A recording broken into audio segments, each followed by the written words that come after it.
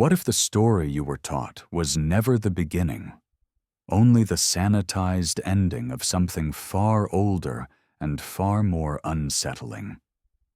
What if the blank spaces on our maps, the forbidden zones, the treaties, and the silence were not accidents of bureaucracy, but deliberate acts of forgetting? History, as it is usually told, moves in straight lines: discovery, progress, enlightenment. But some places refuse to fit that shape, and Antarctica is one of them. Beneath its endless white surface lies a contradiction that has haunted explorers for centuries: warmth, where there should be lethal cold; open water, where there should be solid ice; magnetic behavior that confuses instruments and disorients seasoned navigators. Again and again, people who reach the far edge of the world describe the same uneasy sensation, as if they are standing in front of a door that is not meant to be opened, guarded not by walls or weapons, but by distance, cold, and official indifference. These are not the claims of dreamers alone, but of sailors, pilots, soldiers, and scientists whose lives were defined by precision and measurement. Antarctica is presented as a frozen wasteland, empty and inert, yet everything about the way it is controlled suggests the opposite. Something about this continent demands supervision, restriction, and silence on a global scale rarely seen anywhere else on Earth. Before we dive deeper, ignite that like button and prepare for the revelations to come. Tell me in the comments where you are listening from, what time it is there.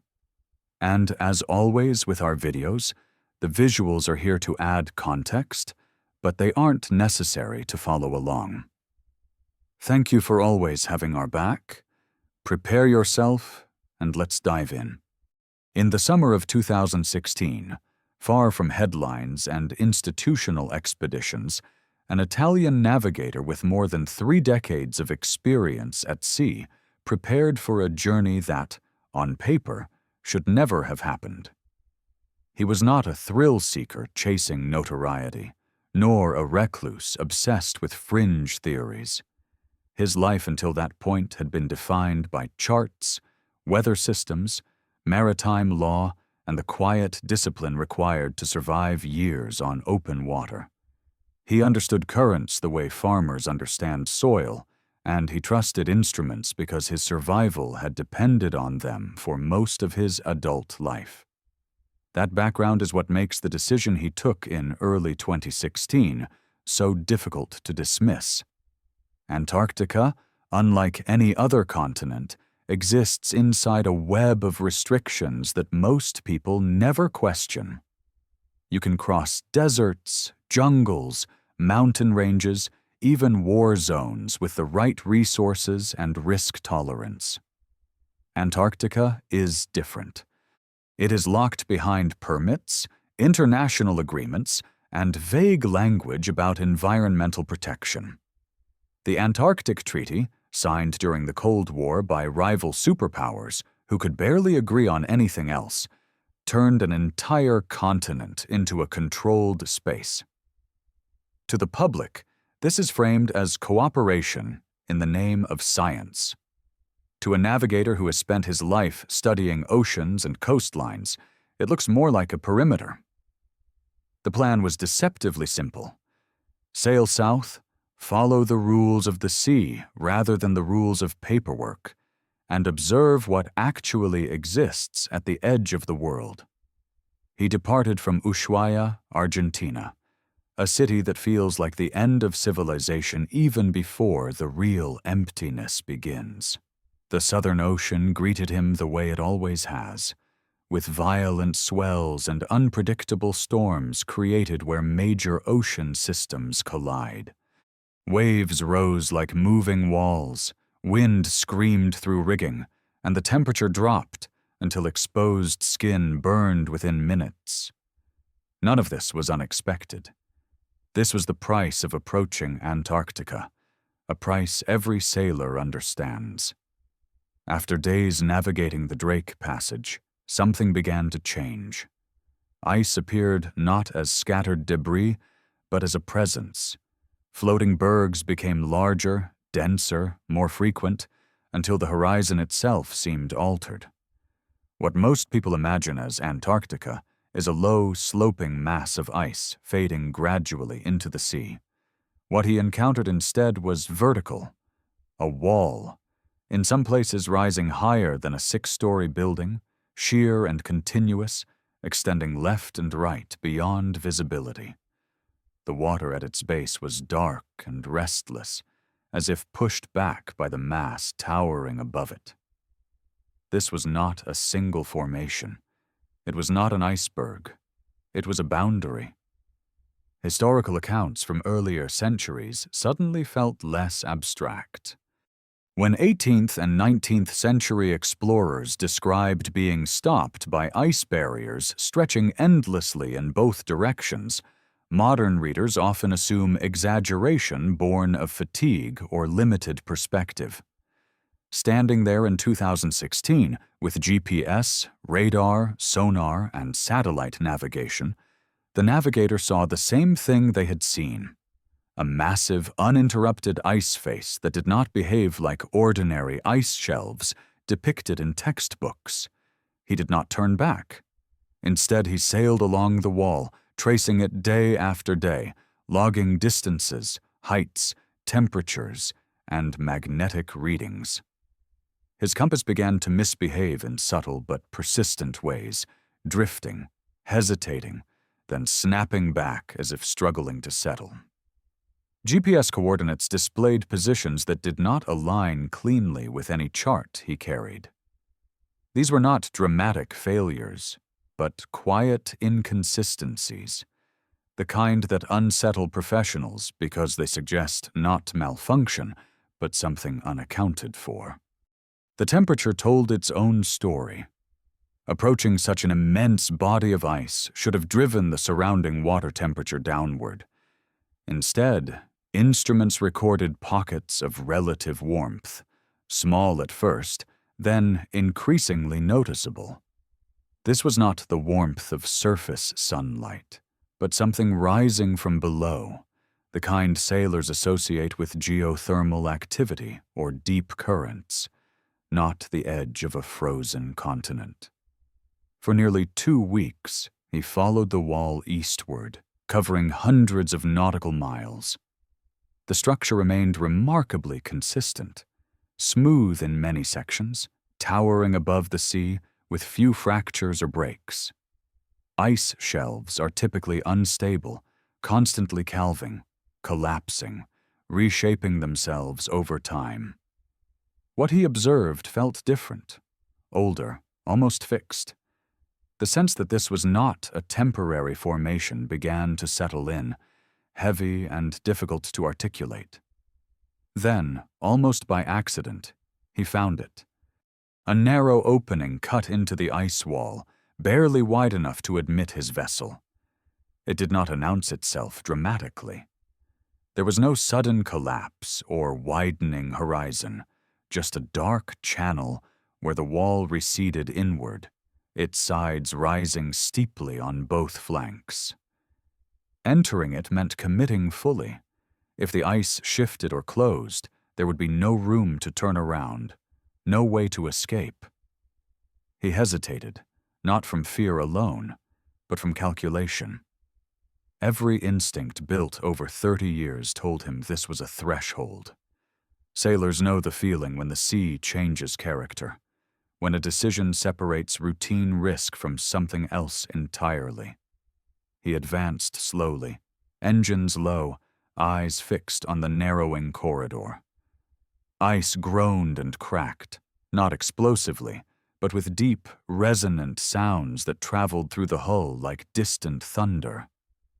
The passage extended far longer than expected, twisting through the ice as if shaped rather than fractured, and then, abruptly, it opened. The walls fell away, and the world changed. On the other side was open water stretching to the horizon, calm, dark, and unmistakably warmer. Instruments registered an immediate temperature jump, not gradual, but sudden, as if crossing an invisible boundary between systems. The air felt different, less biting, less sterile. Light scattered through the atmosphere with a softness that did not belong at that latitude. According to every official map, this location should have been buried under ice. Instead, he was floating in an inner ocean. In the distance, land rose from the water, dark and solid, not white, not glacial.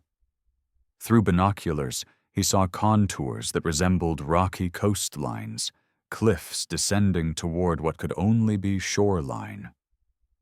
Sonar revealed shallow depths inconsistent with the abyssal waters outside the ice wall, suggesting a continental shelf where none was supposed to exist.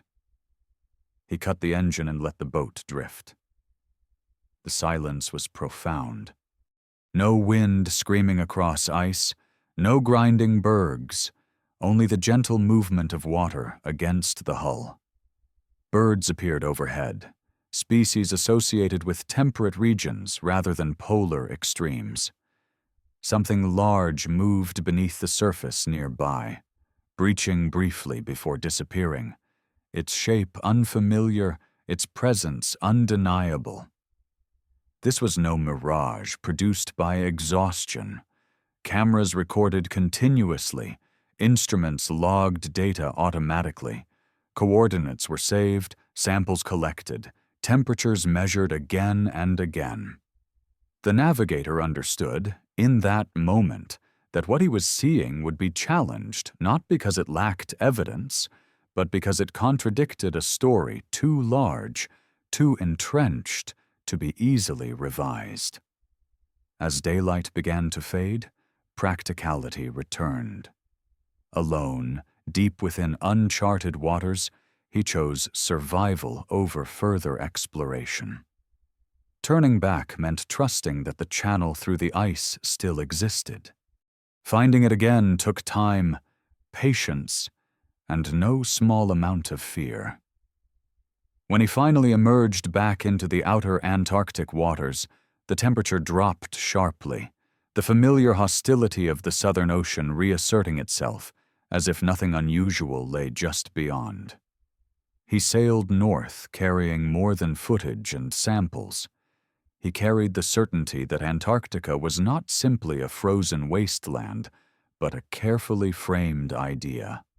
And ideas, unlike continents, can be shaped, controlled, and defended. When the navigator returned to South America, the physical journey ended, but a different kind of passage began, one that proved far more dangerous than ice or storms. On land, evidence does not speak for itself. It must pass through institutions, authorities, and unwritten boundaries that decide what is acceptable knowledge and what is dismissed as error. He learned this quickly. The photographs were clear, the temperature logs were consistent, the GPS data was intact. And yet, the moment he attempted to share what he had documented, the response followed a familiar and unsettling pattern. Scientific institutions declined to review the material, citing jurisdictional issues or methodological concerns without engaging the data directly. Maritime authorities questioned the legality of his voyage rather than the accuracy of his observations. Journalists expressed interest privately, then went silent. The implication was never stated openly, but it was understood. Antarctica is not simply a place you explore. It is a place you are managed in relation to. What he had crossed was not just an ice wall, but a conceptual boundary. To understand why that boundary exists, it helps to look backward rather than forward. Antarctica did not become restricted because of climate science alone. The system that governs it emerged abruptly in the middle of the 20th century, following a period of intense military interest. In 1959, 12 nations signed what became known as the Antarctic Treaty, later joined by dozens more. On the surface, the language was cooperative and idealistic.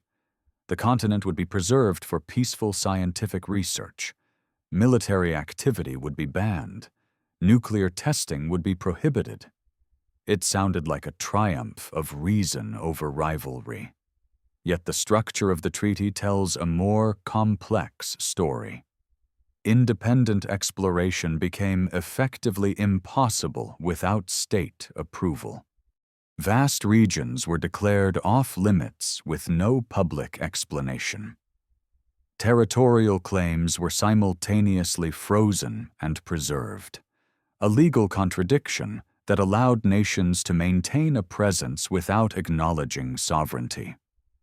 Most unusually, the treaty could only be modified by unanimous agreement, an almost unheard-of requirement in international politics. Rival states that disagreed on nearly everything else agreed completely on one point: Antarctica would remain controlled. This level of coordination suggests more than environmental concern. It suggests that something discovered before 1959 demanded containment.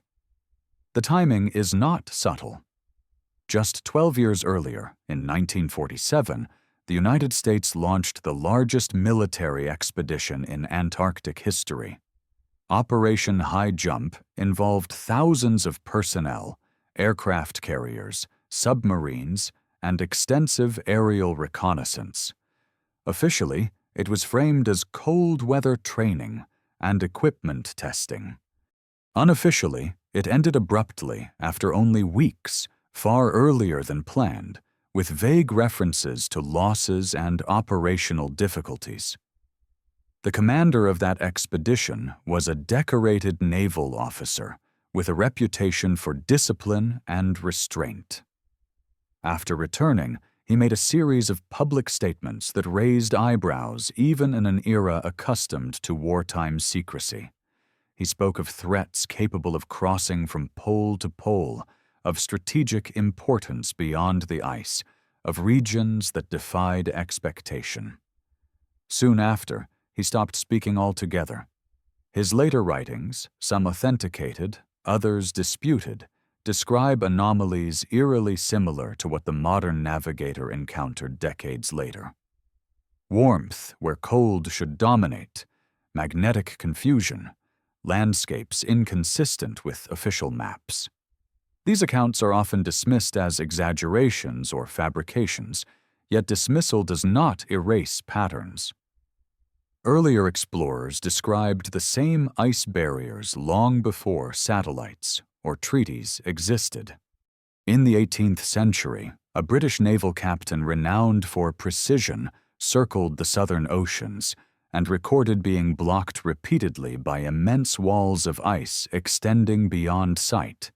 He calculated their length, mapped their position, and concluded that whatever lay beyond was inaccessible. His journals convey not fantasy, but frustration, the tone of a man stopped by something real. In the 19th century, another expedition encountered similar formations and described them as towering cliffs, vertical and unnaturally smooth, rising directly from the sea. These were not drifting bergs or fragile shelves, but structures that appeared stable across years. In the early 20th century, polar explorers noted magnetic irregularities and temperature shifts near the Antarctic perimeter that differed sharply from Arctic conditions, even though both regions are commonly treated as mirror images in simplified explanations. Modern glaciology offers models for ice shelves and calving processes, and many aspects of Antarctic ice behavior are well understood. Yet those models struggle to explain persistence. Ice shelves are dynamic systems.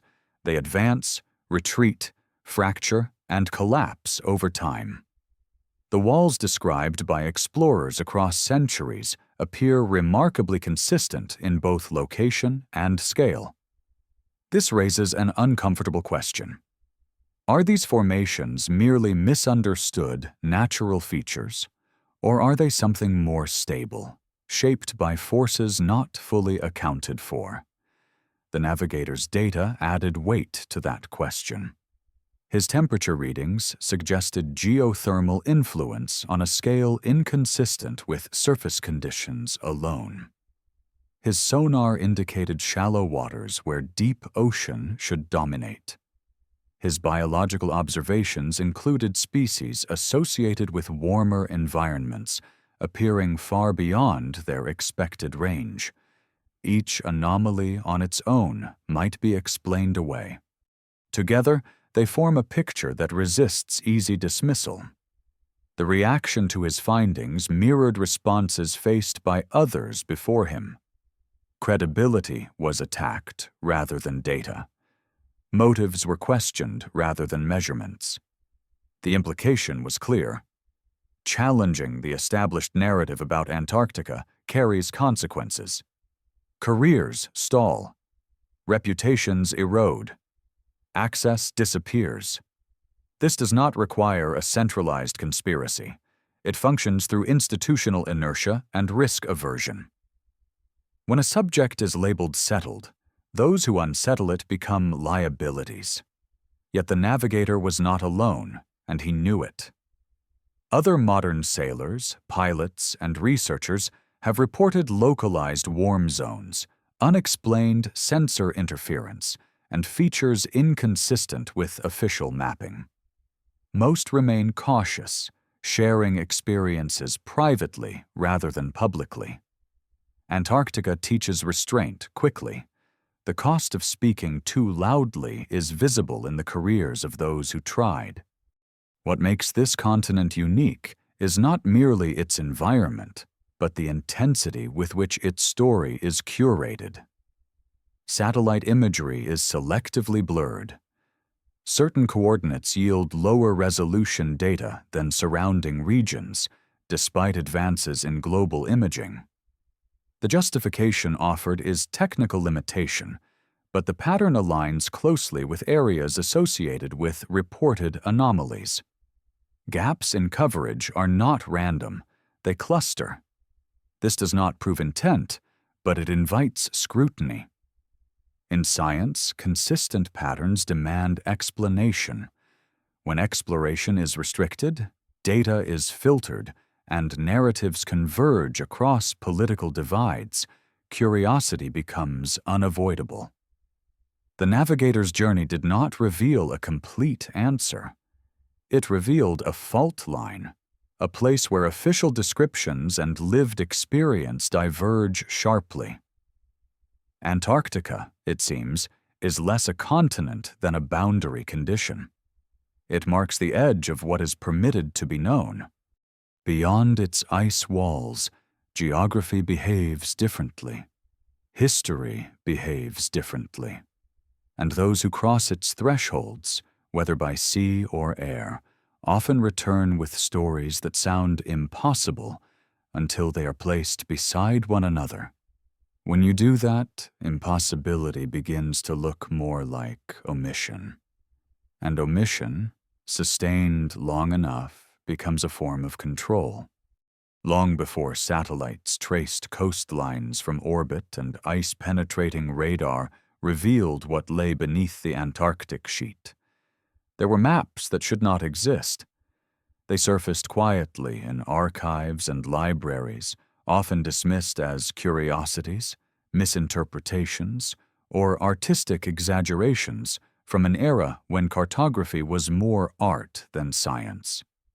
Yet when examined closely, these maps refuse to stay in the category of harmless error. They show details that modern science itself did not confirm until the mid-20th century, and they point toward a version of Antarctica that does not align with the frozen continent we are told has existed unchanged for millions of years. One of the most unsettling examples appeared in 1929 when scholars cataloging documents in Istanbul uncovered a fragment of a world map drawn in 1513 by an Ottoman naval officer. The map was inked on gazelle skin, a common medium of the time, and it compiled coastlines from multiple older sources. At first glance, it looked like a rough rendering of Europe, Africa, and South America. But the southern portion of the map drew immediate attention. There, extending eastward from the bottom of South America, was a landmass that bore an uncanny resemblance to Antarctica. The problem was not just that Antarctica appeared on a 16th century map. The problem was how it appeared. The coastline was not drawn as a vague, icy blur. It showed bays, capes, and mountain ranges with proportions that matched what modern surveys would later confirm.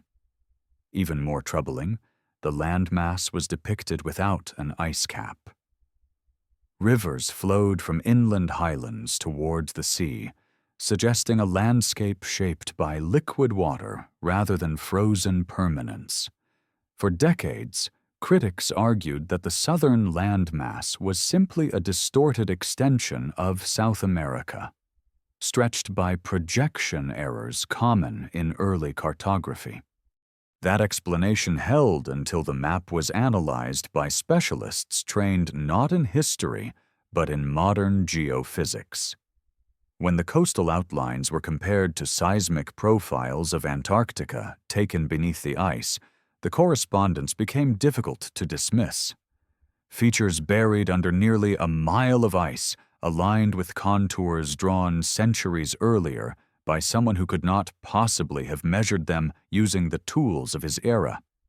What made this even stranger were the notes left by the map's creator. He did not claim first-hand exploration. Instead, he wrote that his work was compiled from approximately 20 older source maps, some dating back to the time of Alexander the Great, others far earlier. Those sources, he claimed, were preserved in ancient libraries and passed down through successive civilizations. In other words, the knowledge did not originate in the 16th century. It was inherited. This map was not an isolated anomaly. A few decades later, in 1531, a French mathematician and cartographer produced a world map that depicted Antarctica as a distinct continent positioned at the South Pole.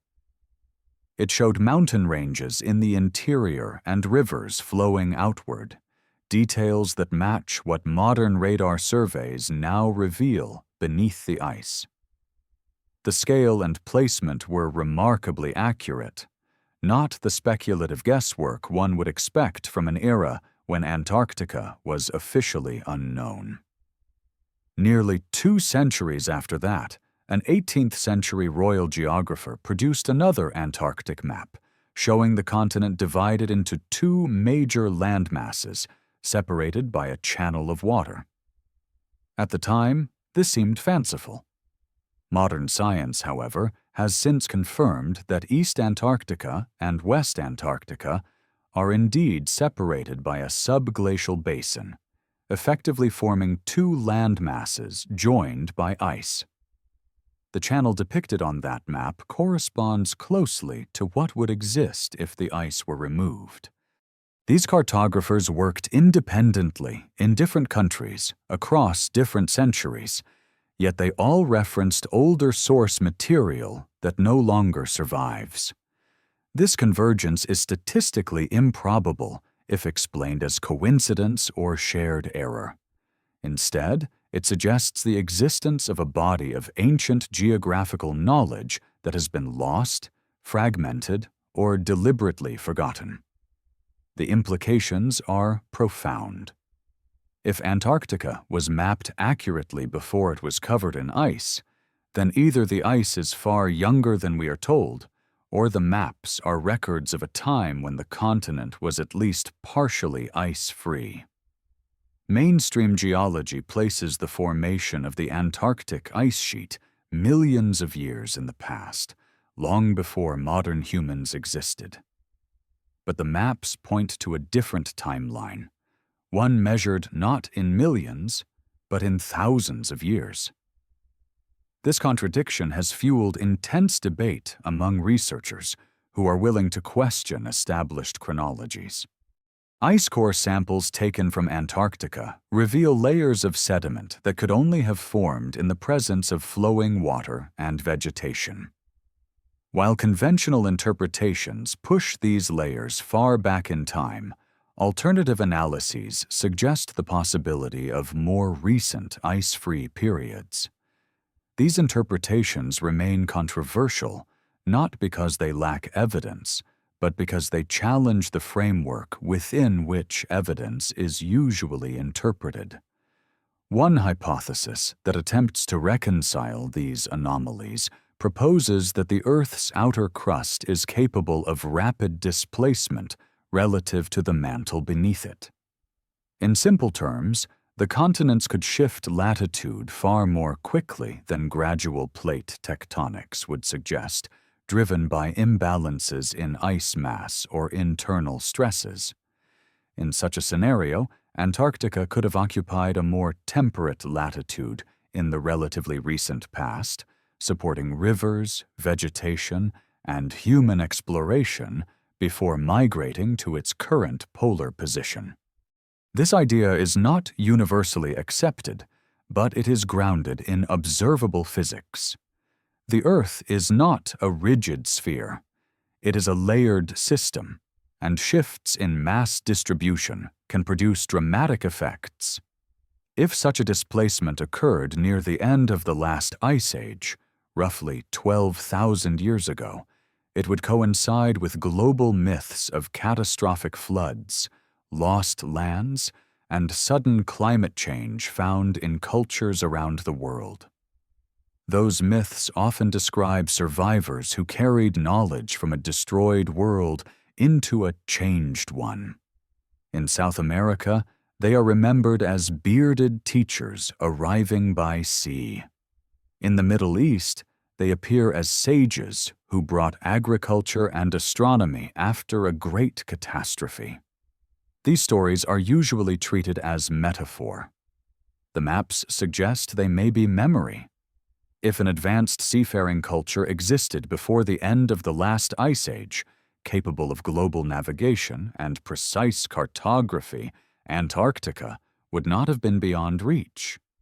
During a warmer period, its coastlines could have been explored, mapped, and recorded. When the climate shifted and ice advanced, those records would become relics of a world that no longer existed. This perspective casts modern discoveries in a different light. When a navigator sails beyond an ice wall and finds open water and land that should not exist, he may not be discovering something new. He may be rediscovering something old. When explorers report warmth, strange geography, and magnetic anomalies, they may be encountering remnants of a transitional landscape, shaped by forces that do not conform neatly to current models. The ancient maps do not tell us exactly what Antarctica once was. They tell us that it was known, and knowledge, once widespread, does not vanish without cause. It is lost through catastrophe, suppression, or both. Antarctica's ice may be more than a natural feature. It may be a veil, preserving traces of a forgotten chapter of human history beneath layers of time and cold. If that is true, then the strict control of the continent takes on a different meaning. It is not merely about protecting a pristine environment. It is about managing what can be found, and by extension, what can be remembered. If Antarctica once supported rivers, coastlines, and perhaps even human activity, the obvious question follows naturally. Where did it all go when the ice arrived? Ice does not simply descend overnight.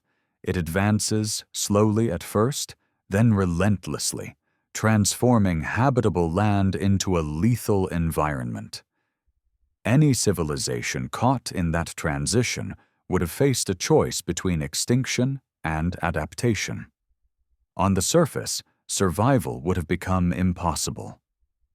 Beneath the surface, however, the continent offers a very different set of conditions. Antarctica sits atop one of the most geologically active regions on Earth. Beneath its ice lie hundreds of volcanoes, many of them still active. Some announce themselves dramatically, like the towering stratovolcano on Ross Island, whose summit holds a permanent lava lake glowing against the snow. Others remain hidden, detected only through seismic signals and heat anomalies measured from above. Volcanic activity produces more than spectacle. It produces heat, and heat melts ice from below. When ice melts from beneath rather than above, it does not simply disappear. It creates voids, tunnels, and caverns. Over time, these spaces can expand into vast underground systems insulated from surface conditions by thick layers of ice. In Antarctica, scientists have confirmed the existence of hundreds of subglacial lakes, bodies of liquid water trapped beneath kilometers of ice, kept warm by geothermal heat and pressure. One of these lakes rivals some of the largest freshwater bodies on the planet in surface area, yet it exists in complete darkness, sealed from the outside world. The discovery of subglacial lakes fundamentally changed how scientists think about Antarctica. These are not isolated puddles. They are connected by rivers that flow beneath the ice, forming a hidden hydrological network spanning much of the continent. Where there is liquid water, there is potential for life. And life, once established, adapts with extraordinary persistence. When ice cores extracted above these lakes were analyzed, they revealed microbial organisms that had survived in isolation for vast stretches of time.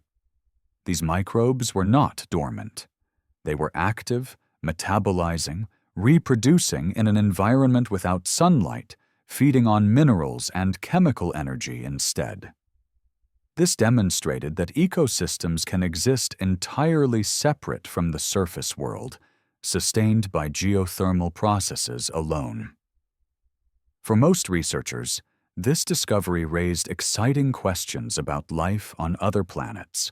For others, it raised a different question entirely.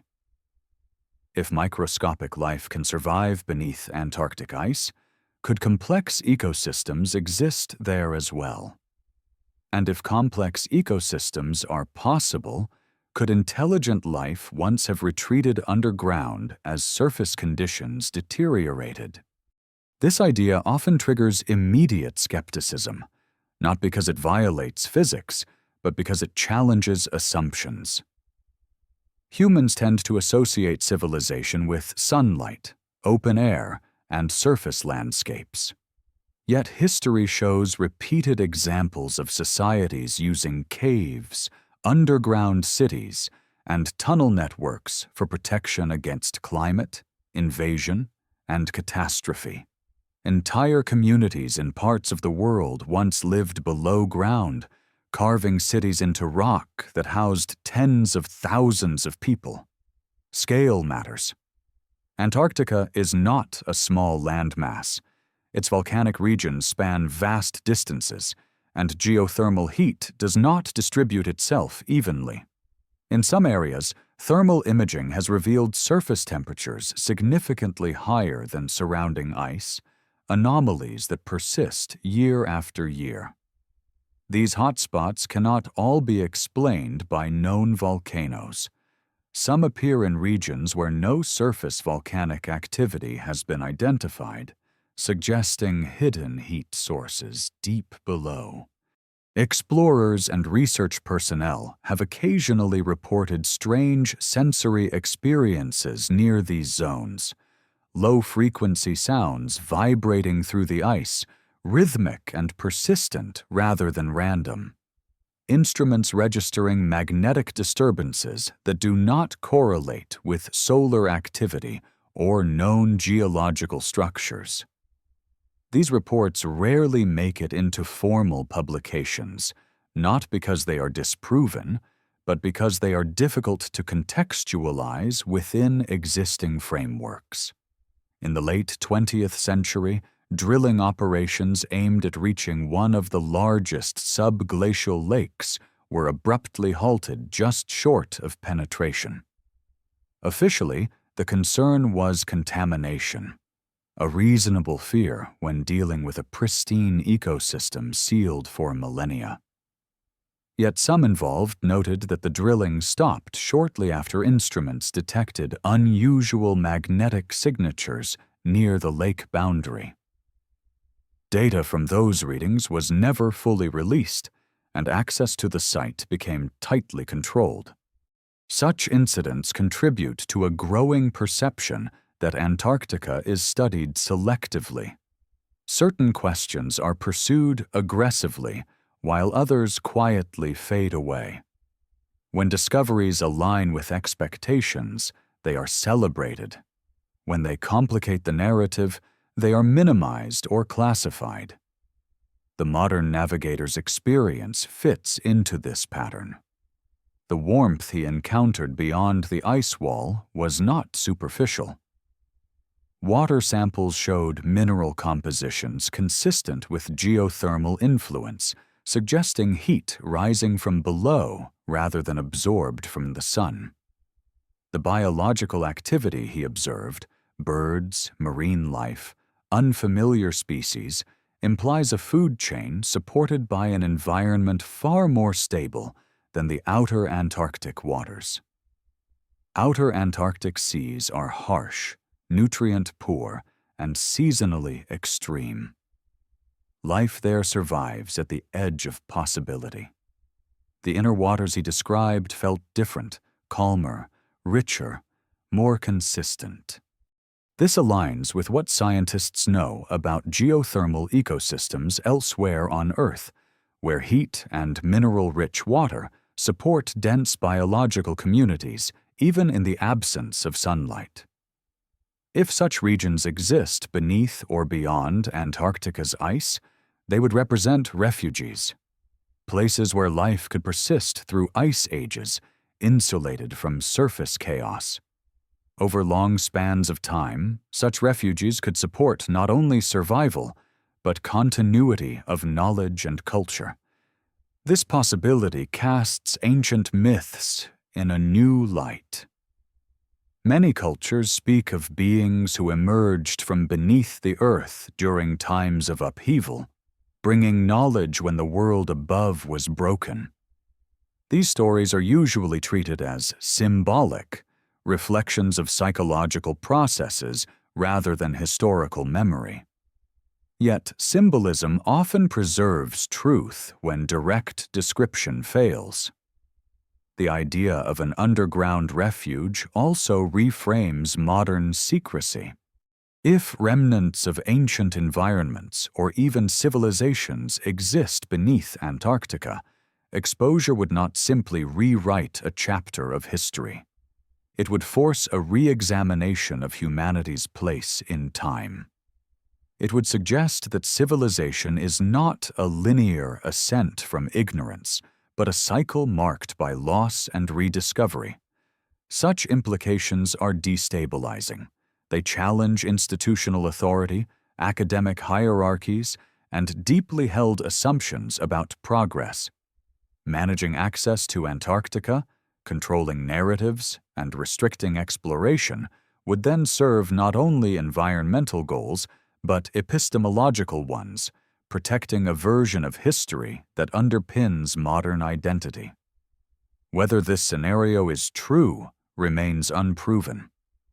Antarctica guards its secrets well, but the convergence of geological evidence, biological anomalies, ancient maps, and modern first-hand accounts makes dismissal increasingly difficult.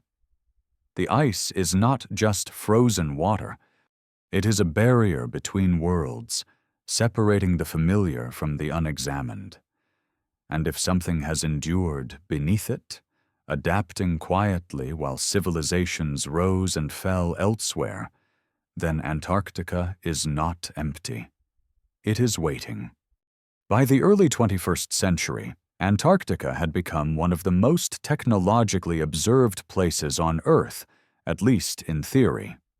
Satellites passed overhead daily, collecting imagery, thermal data, magnetic readings, and topographical measurements. In an age when individual vehicles can be tracked across continents and city streets rendered in photographic detail, the idea that an entire continent could remain poorly documented seems absurd. Yet when anyone takes the time to examine Antarctica closely, an odd inconsistency appears. Large portions of the continent are mapped in strikingly low resolution compared to the rest of the planet. Coastlines blur into indistinct shapes. Interior regions dissolve into smears of white and gray. In some places, entire sections appear pixelated or flattened, stripped of depth and detail. The explanation offered is always logistical. Extreme weather, limited satellite passes, and lack of commercial interest are cited as reasons for reduced image quality. On the surface, these explanations sound reasonable.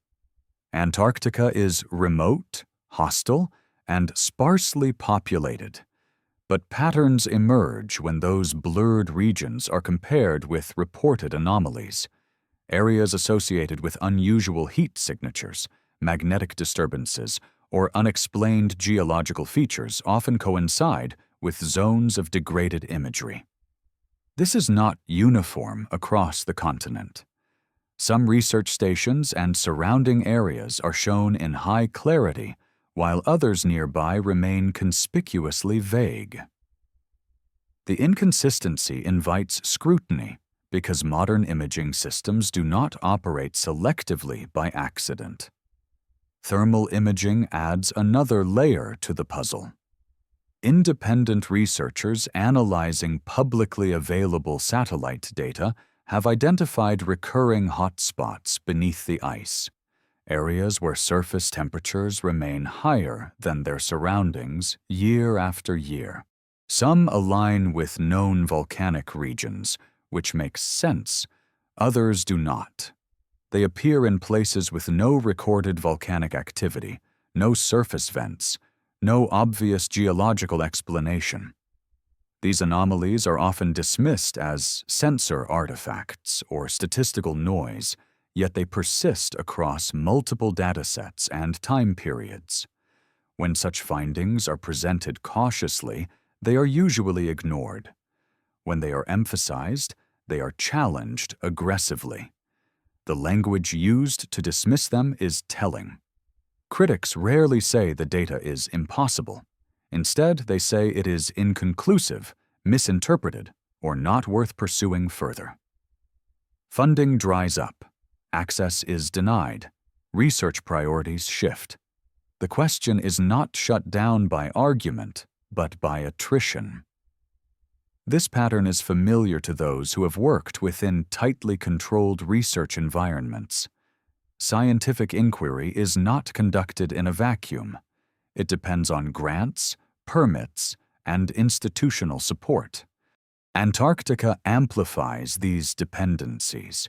To work there at all requires approval from national programs operating under international agreements. Every movement, every sample, every measurement exists within a framework of oversight. This structure does not need to issue explicit orders to shape outcomes. It only needs to reward compliance and discourage deviation. Individuals who have stepped outside those boundaries often describe similar experiences. A pilot flying supply missions reports being rerouted unexpectedly to avoid restricted airspace, only to glimpse vast openings in the ice below, formations too large and regular to be dismissed as crevasses. A geologist documents material inconsistent with natural ice deposition, metallic fragments or composite structures embedded at depths that suggest recent placement rather than ancient formation. A technician records persistent low-frequency vibrations emanating from beneath the ice, rhythmic and localized rather than random. In each case, the response follows a predictable arc. Initial curiosity is replaced by caution. Findings are labeled preliminary. Requests for further investigation are denied.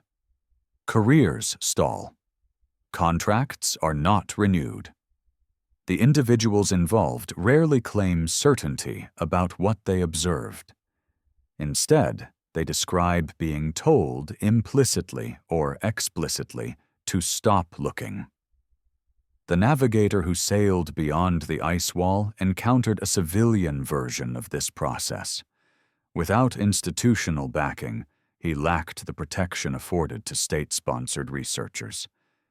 His evidence could not be quietly archived or classified. It had to be attacked publicly. His competence was questioned.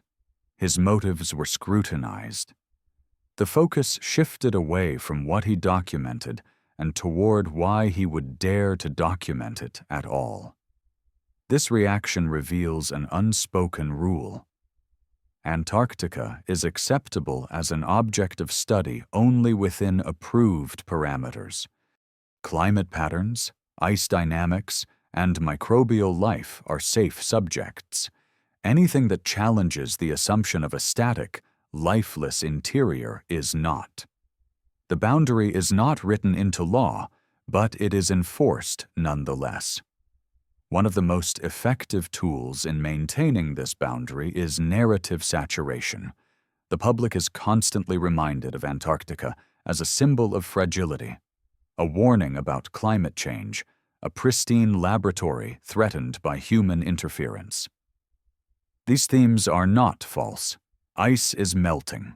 Ecosystems are vulnerable. But repetition narrows perception.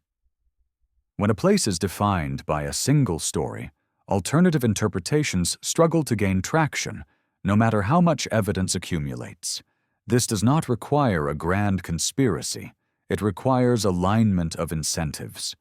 Governments benefit from stable treaties and controlled access. Scientific institutions benefit from predictable funding streams. Media organizations benefit from familiar narratives that resonate with existing concerns. None of these actors need to coordinate explicitly. The system reinforces itself. The result is a continent that is both hyper-visible and obscured.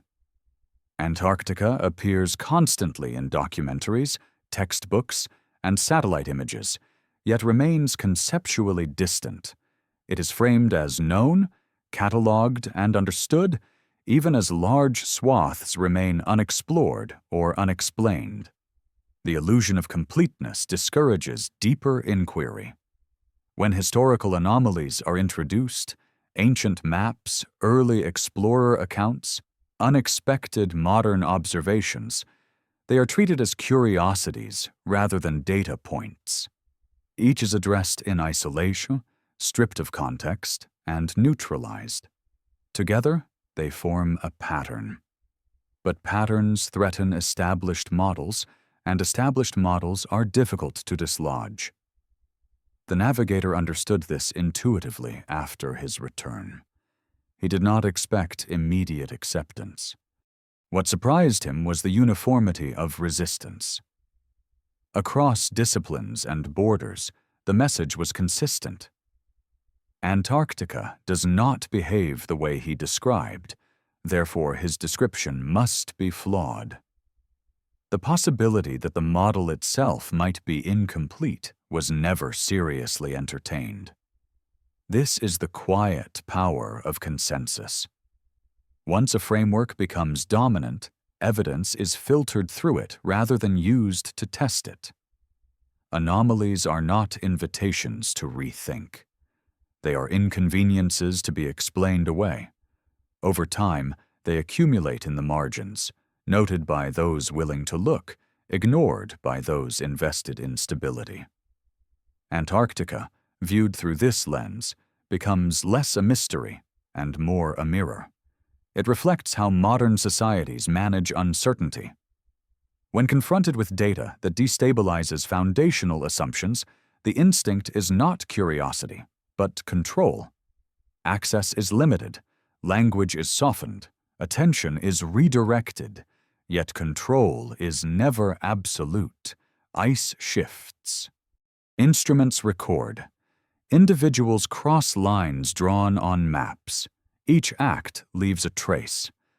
The continent may be locked behind treaties and protocols, but it remains a physical place, governed by geology, not policy.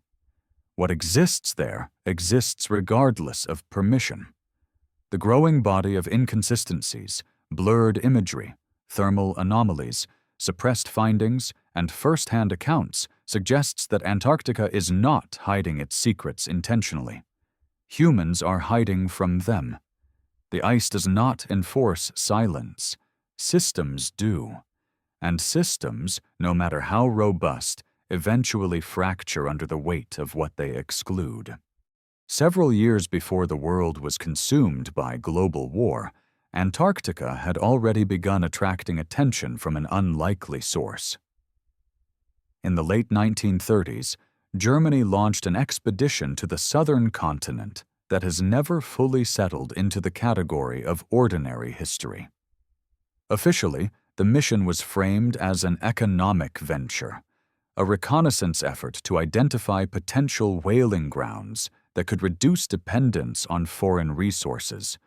On paper, it sounded pragmatic. In execution, it looked excessive.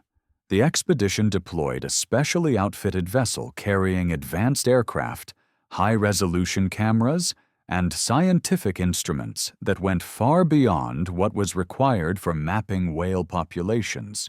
Over a span of months, German planes flew repeated survey missions over a vast sector of Antarctica, photographing ice-free mountain ranges and unusual geological formations. Thousands of metal markers bearing national symbols were dropped across the region to assert territorial presence. The area was named after a historic German province, and by sheer scale alone, it rivaled the size of a major European nation. What makes this expedition linger in the historical imagination is not merely its ambition, but its timing and aftermath. Within months, Europe descended into war. Resources that might have followed up on Antarctic discoveries were redirected to battlefields. Records were lost, destroyed, or scattered.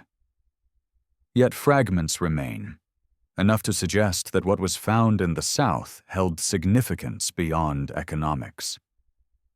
During the war years, reports surfaced of unusual submarine activity in southern oceans.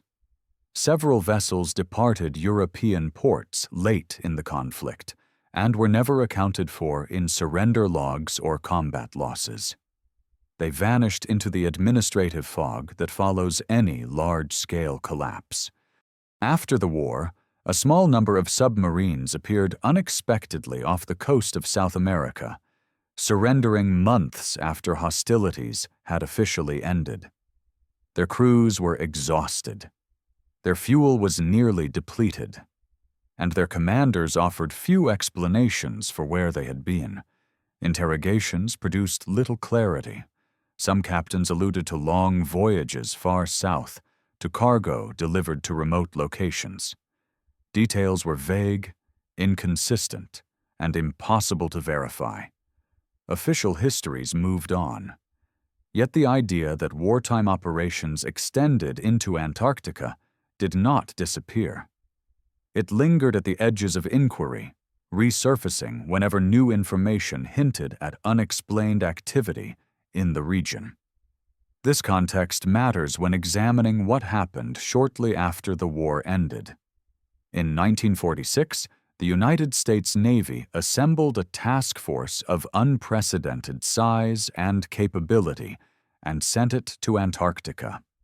The operation included aircraft carriers, destroyers, submarines, and thousands of personnel. Such a deployment, so soon after global conflict, was extraordinary. The stated goals involved training and equipment testing, but the scale suggested preparation for confrontation rather than experimentation. The mission did not proceed as planned. Despite being provisioned for many months, it was terminated after only weeks. Casualties were reported. Equipment was lost. The details were sparse and carefully worded. The commanding officer later made cryptic public statements that hinted at threats beyond conventional understanding. Soon after, he was silenced by protocol and classification. In isolation, each of these events can be rationalized. Wartime expeditions overreach. Military operations encounter unexpected challenges. Records degrade. But when placed together, they form a narrative arc that is difficult to ignore. Multiple nations show early interest in Antarctica. Military assets converge there immediately after the largest war in history. Exploration becomes restricted soon afterward. A continent is locked behind an international agreement unlike any other. The suggestion that these actions were motivated by fear of another nation's secret base is often dismissed as sensational. Yet fear does not require certainty. It requires uncertainty combined with high stakes. If reconnaissance revealed installations, resources, or environments that did not align with existing maps or expectations, even incomplete information could justify extreme caution. The modern navigator's account intersects with this history in subtle ways. The coordinates he recorded near the ice wall align broadly with regions flagged in early military surveys as anomalous. Warm zones, shallow waters, and unexplained geography appear repeatedly in reports separated by decades. The technology changes. The observations remain consistent. It is tempting to attribute this persistence to misinterpretation or myth-making.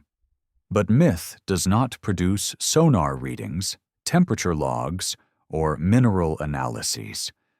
Those belong to the physical world. They can be challenged, but they cannot be waved away. There is another aspect to consider. Military operations are not only about defense or offense. They are also about information control. Discovering something that destabilizes geopolitical assumptions creates a different kind of threat. If a region exists beyond Antarctica's ice that offers strategic advantage, whether through resources, geography, or technological remnants, controlling access becomes paramount. This does not imply ongoing occupation or secret cities populated by soldiers. Control can be passive. It can consist of treaties, permits, and silence. It can rely on the fact that most people will never attempt to verify claims at the edge of the world. Distance becomes enforcement. The persistence of restricted zones long after the Cold War raises questions. Rival powers that once faced each other across ideological divides continue to agree on Antarctica's status. Cooperation in science does not require obscuring satellite imagery or denying civilian exploration permits indefinitely. Those measures suggest that something more than fragile ecosystems is at stake. Ancient maps hint at forgotten knowledge. Geological evidence hints at hidden environments. Military history hints at abrupt encounters and rapid containment. Modern first-hand accounts hint at geography that defies official description. None of these strands provide a complete picture alone. Together, they form a tapestry that challenges the idea of Antarctica as empty and inert. What lies beyond the ice walls does not need to be extraordinary in a mythical sense to be extraordinary in a historical one. A warm ocean, a landmass preserved from glaciation, or an ecosystem isolated for thousands of years would be enough to rewrite textbooks. Such discoveries would force a re-evaluation of climate history, human exploration, and the resilience of life itself. That kind of re-evaluation carries consequences. It disrupts narratives that support modern identity and progress. It introduces uncertainty where certainty has been institutionalized. From that perspective, the impulse to contain Antarctica becomes understandable, even predictable. The continent is not guarded by soldiers at every shore, but by agreements, expectations, and the quiet weight of consensus. Those who push against that weight find themselves isolated, not because they are wrong, but because they are inconvenient.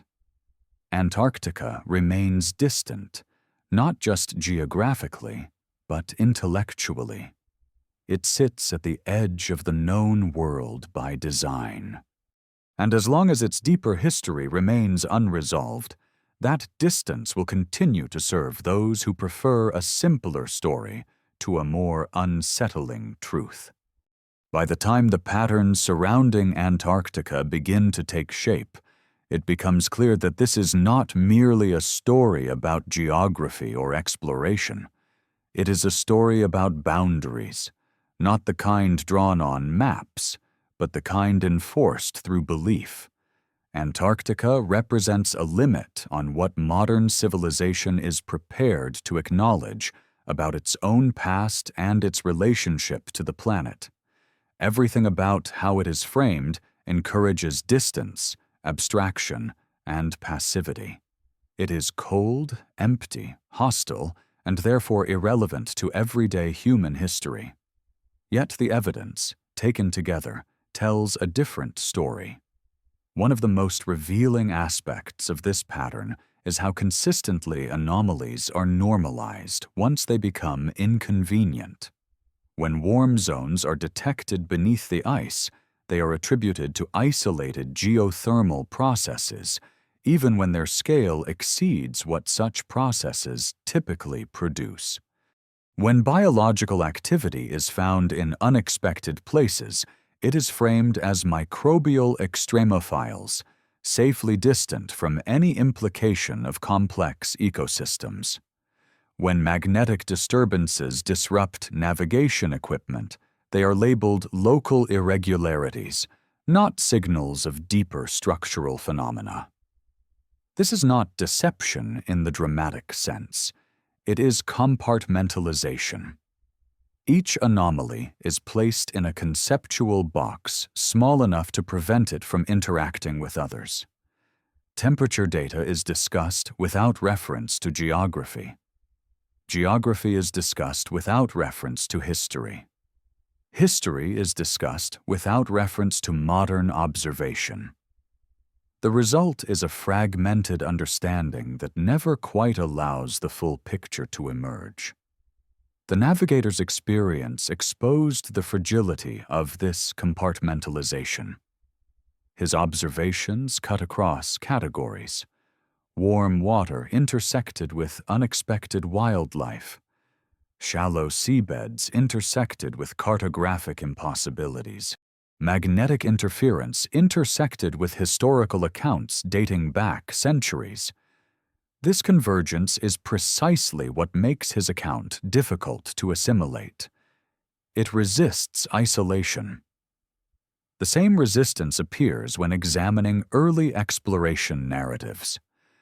Accounts from different eras, written by individuals with no connection to one another, describe remarkably similar encounters. Ice walls extending endlessly, navigation instruments behaving erratically, sudden shifts in temperature, a sense of crossing into a different environmental regime. These descriptions were recorded long before there was any incentive to fabricate them in service of modern theories. They were frustrations, not revelations, noted by explorers who failed to penetrate further. Modern science often treats these accounts as products of limited technology or human error. Yet those same explorers were capable of extraordinary precision elsewhere. They mapped coastlines, charted currents, and measured latitudes with accuracy that still impresses today.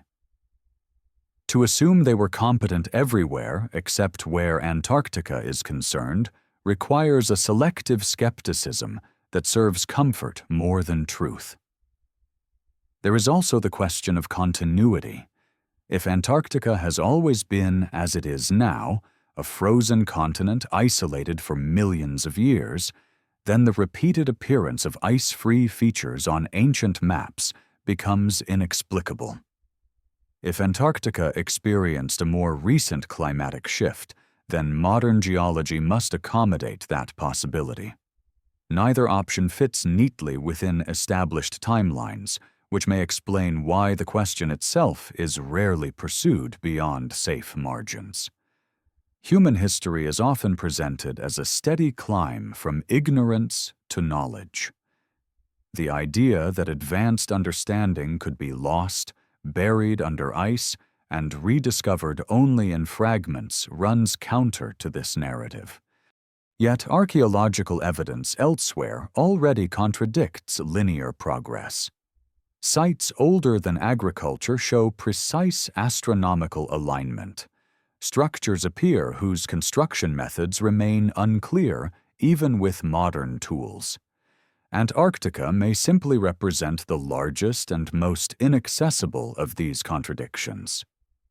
If knowledge was once more widespread than we assume, Antarctica's role may have been peripheral but significant. It may have served as a waypoint, a repository, or even a refuge during periods of instability. When climate shifted and ice advanced, surface access would have ended. What remained would have been sealed, preserved by cold and isolation in a way few other places on Earth could match. This perspective reframes modern restrictions. Instead of viewing them solely as environmental safeguards, they can be seen as mechanisms of temporal control. By limiting access to Antarctica, humanity limits its exposure to evidence that could disrupt accepted chronologies. The past remains tidy, contained within approved boundaries, while inconvenient complexities remain frozen. Technology, however, has a way of eroding such boundaries. Instruments grow more sensitive. Independent analysis becomes more accessible. Data circulates beyond institutional gatekeepers. Each improvement increases the likelihood that patterns once dismissed as noise will be recognized as signals. Antarctica's isolation delays this process, but it does not prevent it. The tension between discovery and control is not unique to Antarctica. It appears wherever new information threatens established frameworks. What makes Antarctica different is scale. An entire continent functions as a buffer between what is known and what is possible. That buffer has held for decades, but it shows signs of strain. The Navigator's journey was not significant because it proved a hidden world beyond the ice. It was significant because it demonstrated that the boundary is permeable. It can be crossed by individuals without institutional backing, relying on observation rather than permission. That realization alone changes the equation. Antarctica does not need to conceal ancient cities or advanced technology to matter. It only needs to reveal that our understanding of Earth's history is incomplete. Even a single confirmed warm ocean basin, a preserved coastline, or a stable subglacial ecosystem would force a reconsideration of climate models and human adaptability. Such revisions ripple outward, affecting disciplines far removed from polar studies. The discomfort surrounding Antarctica is not about what might be found there, but about what that finding would imply elsewhere. If the planet's history is less stable, less linear, and more episodic than we assume, then certainty itself becomes provisional. Institutions built on long-term predictability struggle with that idea. In this sense, Antarctica functions as a psychological frontier as much as a physical one. It marks the edge of collective willingness to confront uncertainty. Beyond that edge lies a past that may not fit comfortably within modern narratives of progress and control. The ice, for now, holds. It preserves, obscures, and delays, but it does not erase. And as more threads connect across time, discipline, and experience, the story Antarctica tells grows harder to ignore. It is not a story of emptiness. It is a story of absence shaped by choice. What remains beneath the ice is not simply frozen terrain. It is unanswered history, waiting for a moment when humanity is prepared to listen without needing the answer to be reassuring. As attention shifts from what Antarctica might conceal to why its narrative has remained so stable, another layer of the story comes into focus. Stability, in this context, does not arise from certainty, but from repetition. The same explanations are offered again and again until they harden into assumption. Antarctica is frozen because it has always been frozen. Access is restricted because it must be protected. Anomalies exist, but they are isolated and insignificant. Each statement reinforces the next, creating a closed loop that discourages deeper examination. This loop is most visible in how time is handled. Geological timelines stretch into millions of years, pushing any possibility of recent change beyond relevance. When a process is framed as ancient, it becomes abstract. It no longer intersects with human history, and therefore no longer demands uncomfortable questions about human capability or memory. Antarctica, placed firmly outside the span of civilization, becomes a scientific object rather than a historical one. Yet time does not behave uniformly across all evidence. Ice cores provide long-term climate records, but they are not perfect archives. They compress, fracture, and shift under immense pressure. Interpretation depends heavily on assumptions about deposition rates and continuity. Small changes in those assumptions can alter timelines dramatically. This is not controversial in principle, but it becomes sensitive when such alterations threaten established models.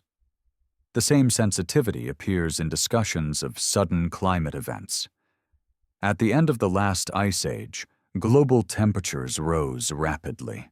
Ice sheets retreated, sea levels climbed, entire coastlines vanished beneath water. These events are well documented, yet their speed remains difficult to reconcile with gradualist assumptions. Antarctica sits at the center of these changes, both geographically and climatically. If its ice responded dynamically rather than slowly, then parts of the continent may have remained accessible far more recently than commonly acknowledged. Modern observations hint at this dynamism.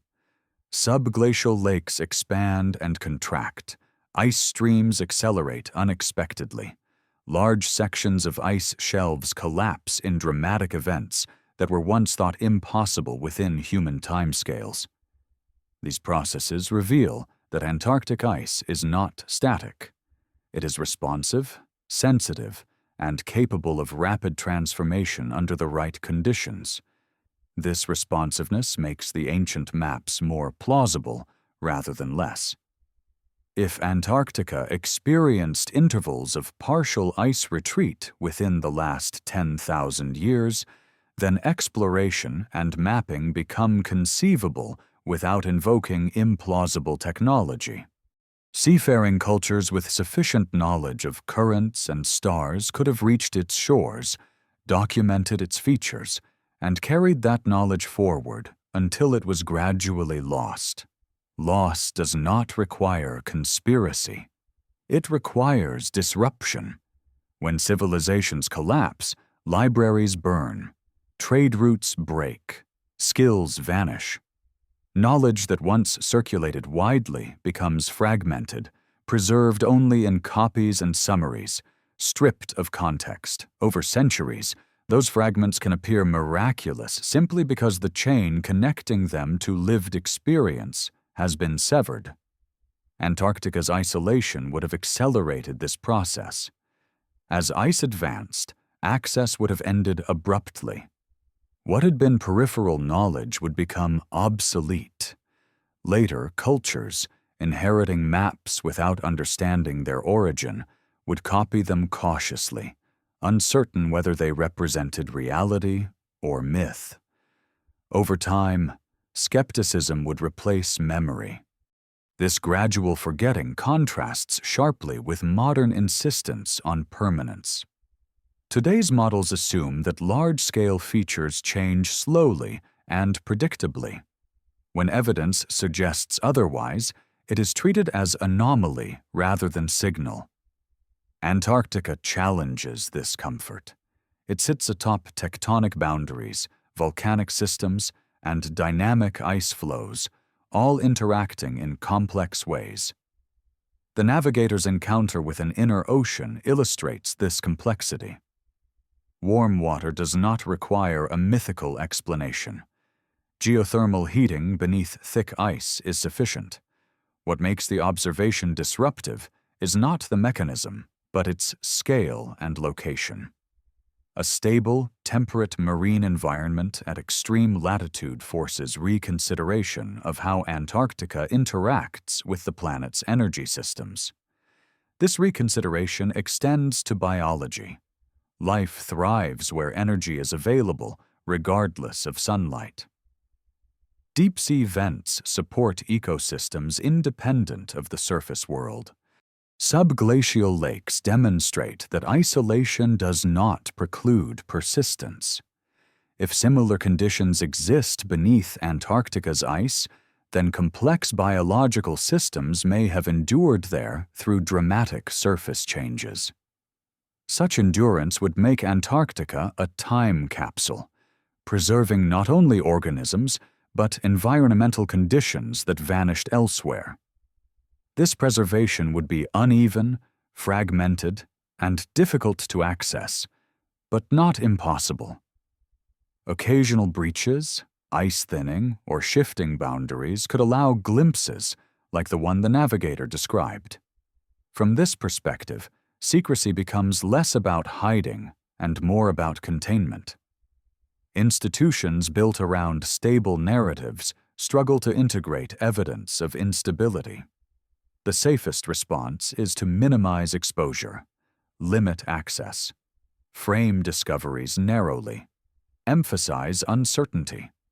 Over time, the absence of dramatic confirmation reinforces the assumption that nothing extraordinary exists. But extraordinary does not mean fantastical, it means consequential. A continent that has behaved differently than assumed, that has shifted rapidly, preserved hidden environments, and intersected with human history more recently than expected, is extraordinary in its implications alone. Those implications ripple outward. Climate science must account for faster transitions. Archaeology must consider broader horizons of human movement. History must accept loss and rediscovery as central themes rather than exceptions. None of this requires abandoning rigor. It requires expanding it. Antarctica resists expansion because it is difficult to access physically and conceptually. It sits at the edge of logistical feasibility and intellectual comfort. This makes it an ideal repository for unresolved questions. They can be acknowledged briefly, then set aside indefinitely. The problem with setting questions aside is that they accumulate. Each anomaly that goes unexamined adds tension to the system. Eventually, the pressure demands release. That release does not come from a single discovery, but from convergence. When enough independent lines of evidence point in the same direction, the cost of ignoring them exceeds the cost of revision. Antarctica appears to be approaching that threshold. The ice still dominates the landscape, but beneath it, change continues. Instruments improve. Data accumulates. Accounts multiply. The boundary between what is known and what is assumed grows thinner. What lies beyond that boundary may not be a lost civilization or a hidden world in the dramatic sense. It may simply be a more complex history than we are used to telling. Yet complexity itself can be destabilizing. It undermines the reassurance that comes from neat timelines and simple narratives. Antarctica, in this light, is not a mystery because it hides something exotic. It is a mystery because it exposes the limits of certainty. And those limits, once recognized, cannot be unseen. At some point, the question surrounding Antarctica shifts from what might be hidden there to why humanity reacts so defensively to the possibility that something is. This reaction is not rooted in fear of the unknown alone, but in fear of revision. Revising Antarctica's story means revising the story of Earth itself, and by extension, the story of us. The resistance is subtle but persistent, embedded in language, funding priorities, and the quiet assumptions that shape what is considered reasonable to investigate. Modern civilization is built on predictive stability. Climate models, economic systems, and historical timelines all rely on the idea that large-scale processes unfold slowly and within known parameters. Antarctica, framed as frozen for millions of years, fits neatly into that worldview. It becomes a constant, a baseline against which change elsewhere can be measured. Disturb that baseline, and uncertainty spreads outward. This is why the idea of recent change in Antarctica provokes discomfort. If ice can retreat or reorganize rapidly, then other supposedly stable systems may also be more fragile than assumed. The implications extend far beyond polar studies. They reach into coastal planning, resource distribution, and long-term risk assessment. A continent that does not behave predictably undermines confidence in prediction itself. The Navigator's experience, viewed through this lens, was threatening not because it suggested conspiracy, but because it suggested dynamism. A warm inner ocean implies active heat exchange on a scale not fully integrated into prevailing models. Shallow seabeds imply geological structures inconsistent with assumed continuity. Together, they suggest that Antarctica is not merely a passive recipient of climate forces, but an active participant. Active systems are difficult to manage conceptually. They require constant revision, continuous data integration, and a willingness to accept surprise. Institutions, however, are optimized for continuity. Once a model becomes embedded in policy and education, changing it carries cost. That cost is measured not only in funding, but in credibility. Admitting incompleteness risks eroding authority. This dynamic shapes how anomalies are treated. Data that aligns with expectations is incorporated smoothly. Data that challenges them is subjected to higher standards of proof, often unattainable in extreme environments. This is not overt suppression. It is asymmetrical skepticism. The burden of evidence becomes heavier precisely where evidence is hardest to obtain. Antarctica magnifies this effect because access itself is evidence. To observe something directly requires permits, logistics, and institutional backing. Independent verification becomes rare. When first-hand accounts do emerge, they are easier to isolate and discredit than datasets generated by approved programs. The Navigator lacked a laboratory, a research team, and a grant number. What he had was proximity. Proximity is powerful. It bypasses abstraction. It produces sensory data, temperature felt on skin, silence experienced rather than described, transitions observed rather than inferred.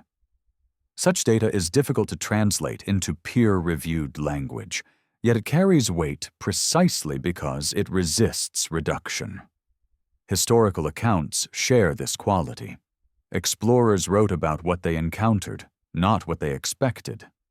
Their journals are filled with frustration, confusion, and moments where instruments failed to align with observation. These moments are often glossed over in modern summaries because they complicate tidy narratives. Yet they are precisely where discovery tends to occur. Consider how often exploration history includes sudden re-evaluations. Continents thought uninhabited were found to host complex societies. Landscapes believed barren revealed deep ecological richness. Each revelation required abandoning assumptions formed from limited data. Antarctica may simply be the largest remaining case where assumption still dominates observation. The insistence that nothing unexpected exists there is itself revealing. In science, absence of evidence is rarely treated as evidence of absence, especially in environments that are difficult to study. Yet Antarctica is often spoken of with unusual certainty. Its emptiness is asserted rather than demonstrated. That assertion becomes self-reinforcing. If nothing is there, there is no urgency to look. If there is no urgency to look, nothing is found. This circular logic is reinforced by narrative framing. Antarctica is portrayed as a place humans do not belong.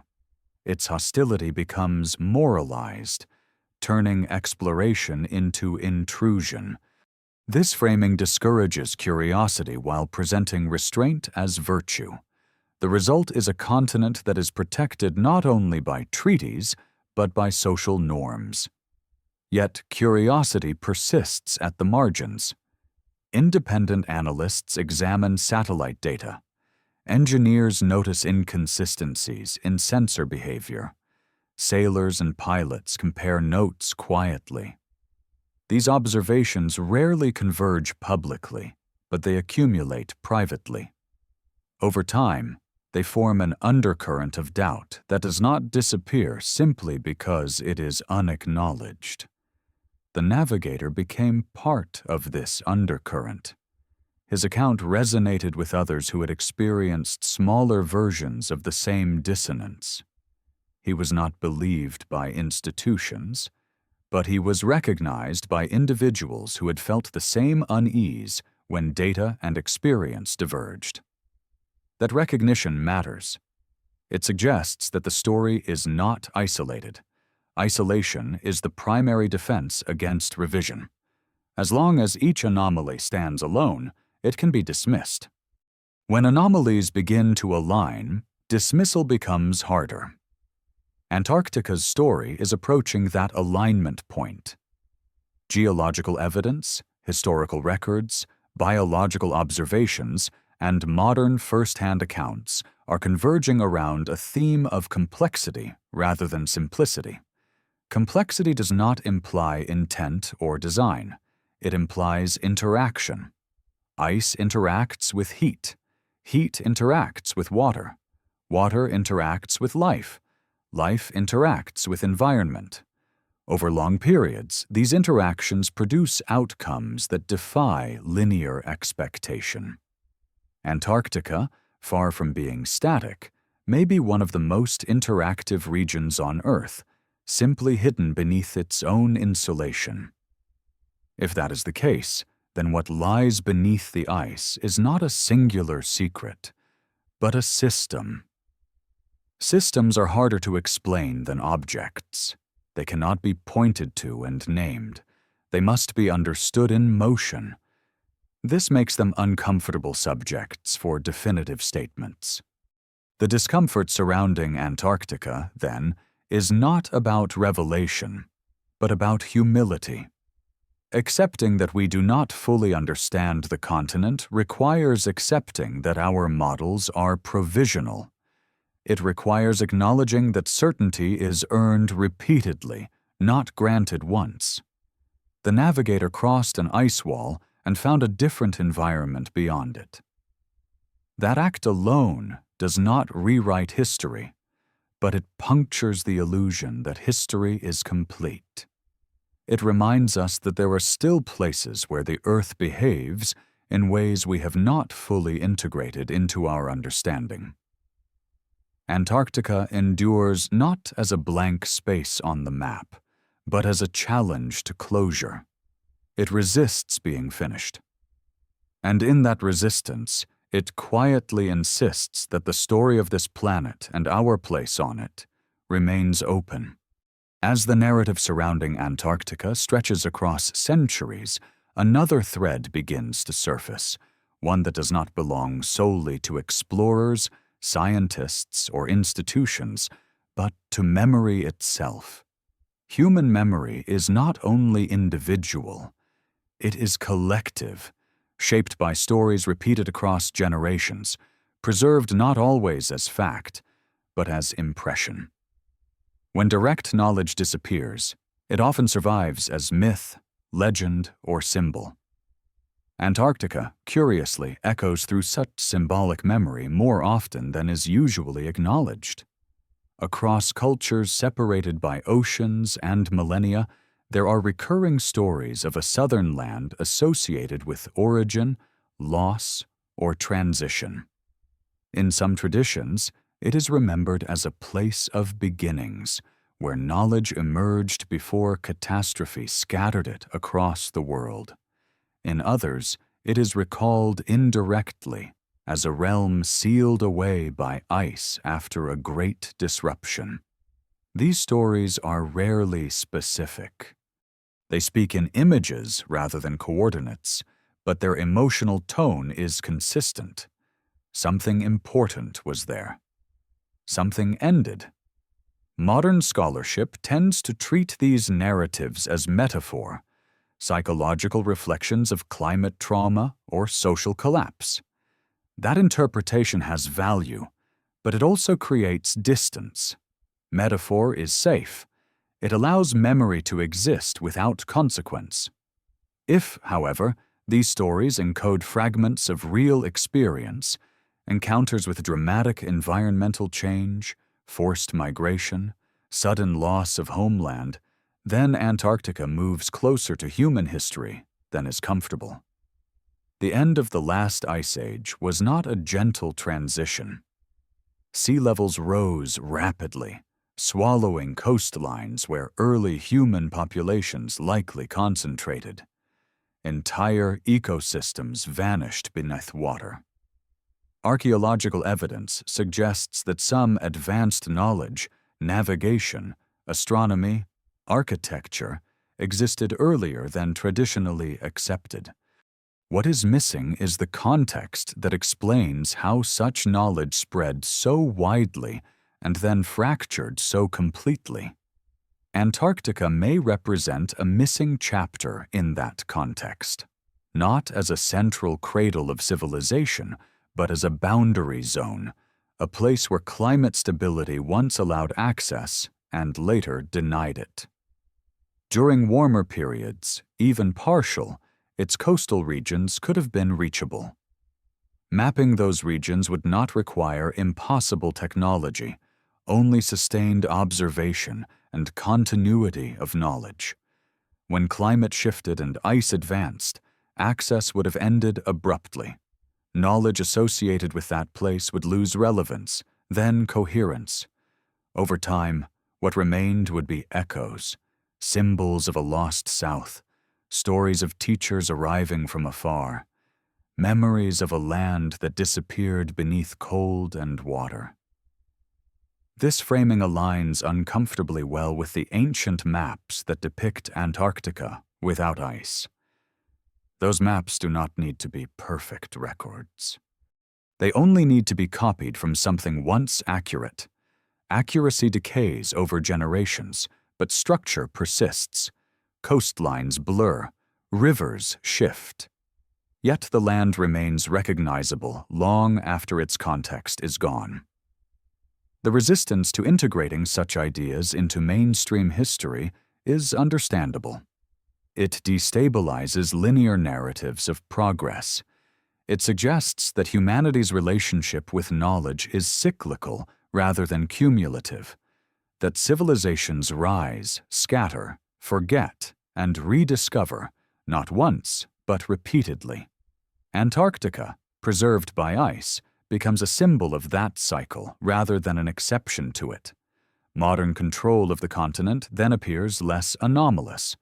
When a place threatens narrative stability, it attracts regulation. This is not unique to Antarctica. Archaeological sites that challenge accepted chronologies often face similar resistance, delayed excavation, limited funding, or reclassification. What makes Antarctica different is scale. An entire continent can be managed through treaties, logistics, and distance. Distance is crucial. Very few people will ever approach Antarctica directly. Fewer still will encounter its margins without institutional mediation. This creates a powerful asymmetry between lived experience and accepted knowledge. Those who have not been there must rely on representations. Those representations, curated and repeated, become reality. The Navigator disrupted this asymmetry briefly. His account did not introduce new mythology. It reintroduced uncertainty. Warm water, calm seas, unfamiliar life, shallow depths. None of these require extraordinary interpretation. They require explanation. Yet explanation threatens to unravel assumptions layered carefully over decades. Assumptions about permanence are particularly fragile. Ice, in popular imagination, is static. It freezes, it stays. But Antarctica's ice is in constant motion. It flows, fractures, retreats, advances. Beneath it, heat circulates, water moves, life adapts. Permanence is an illusion created by time-scale mismatch. What appears static across a human lifetime may be volatile across a few centuries. Recognizing this volatility reframes both ancient memory and modern observation. Antarctica becomes less an anomaly and more an amplifier. Changes there reflect processes operating globally, only intensified by isolation and scale. The continent does not hide from change. It records it, compresses it, and releases it unpredictably. This unpredictability is precisely what institutions seek to manage. Predictive models depend on continuity. Sudden shifts undermine confidence. If Antarctica has experienced abrupt transitions in the past and shows signs of dynamic behavior in the present, then confidence in long-term predictability weakens. The response to weakened confidence is often consolidation, control access, control narrative, emphasize consensus. None of this requires deception. It requires prioritization. Certain questions are deemed less productive, less fundable, less responsible.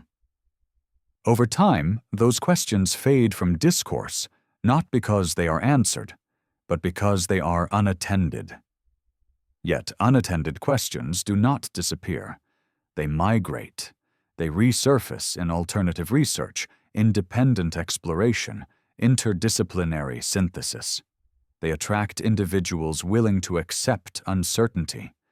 Antarctica has become a magnet for such individuals, not because it promises revelation, but because it resists closure. Part of that resistance lies in scale. Antarctica is too large, too remote, too extreme to be fully known. This inherent unknowability clashes with modern expectations of completeness. We are accustomed to filling maps, cataloging species, quantifying systems.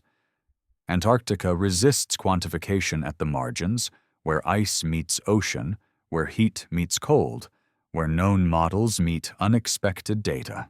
These margins are where discovery occurs. They are uncomfortable spaces, lacking clear categories. The Navigator's inner ocean existed at such a margin. It was neither myth nor model, neither surface nor depth, neither frozen nor temperate. It was transitional. Transitions challenge binary thinking. Antarctica is not simply frozen or warm, empty or inhabited, known or unknown. It exists across gradients. Ice thickness varies. Heat distribution fluctuates. Life adapts unevenly. History intersects sporadically. Recognizing this complexity does not produce a single answer. It produces humility. Humility is difficult to institutionalize.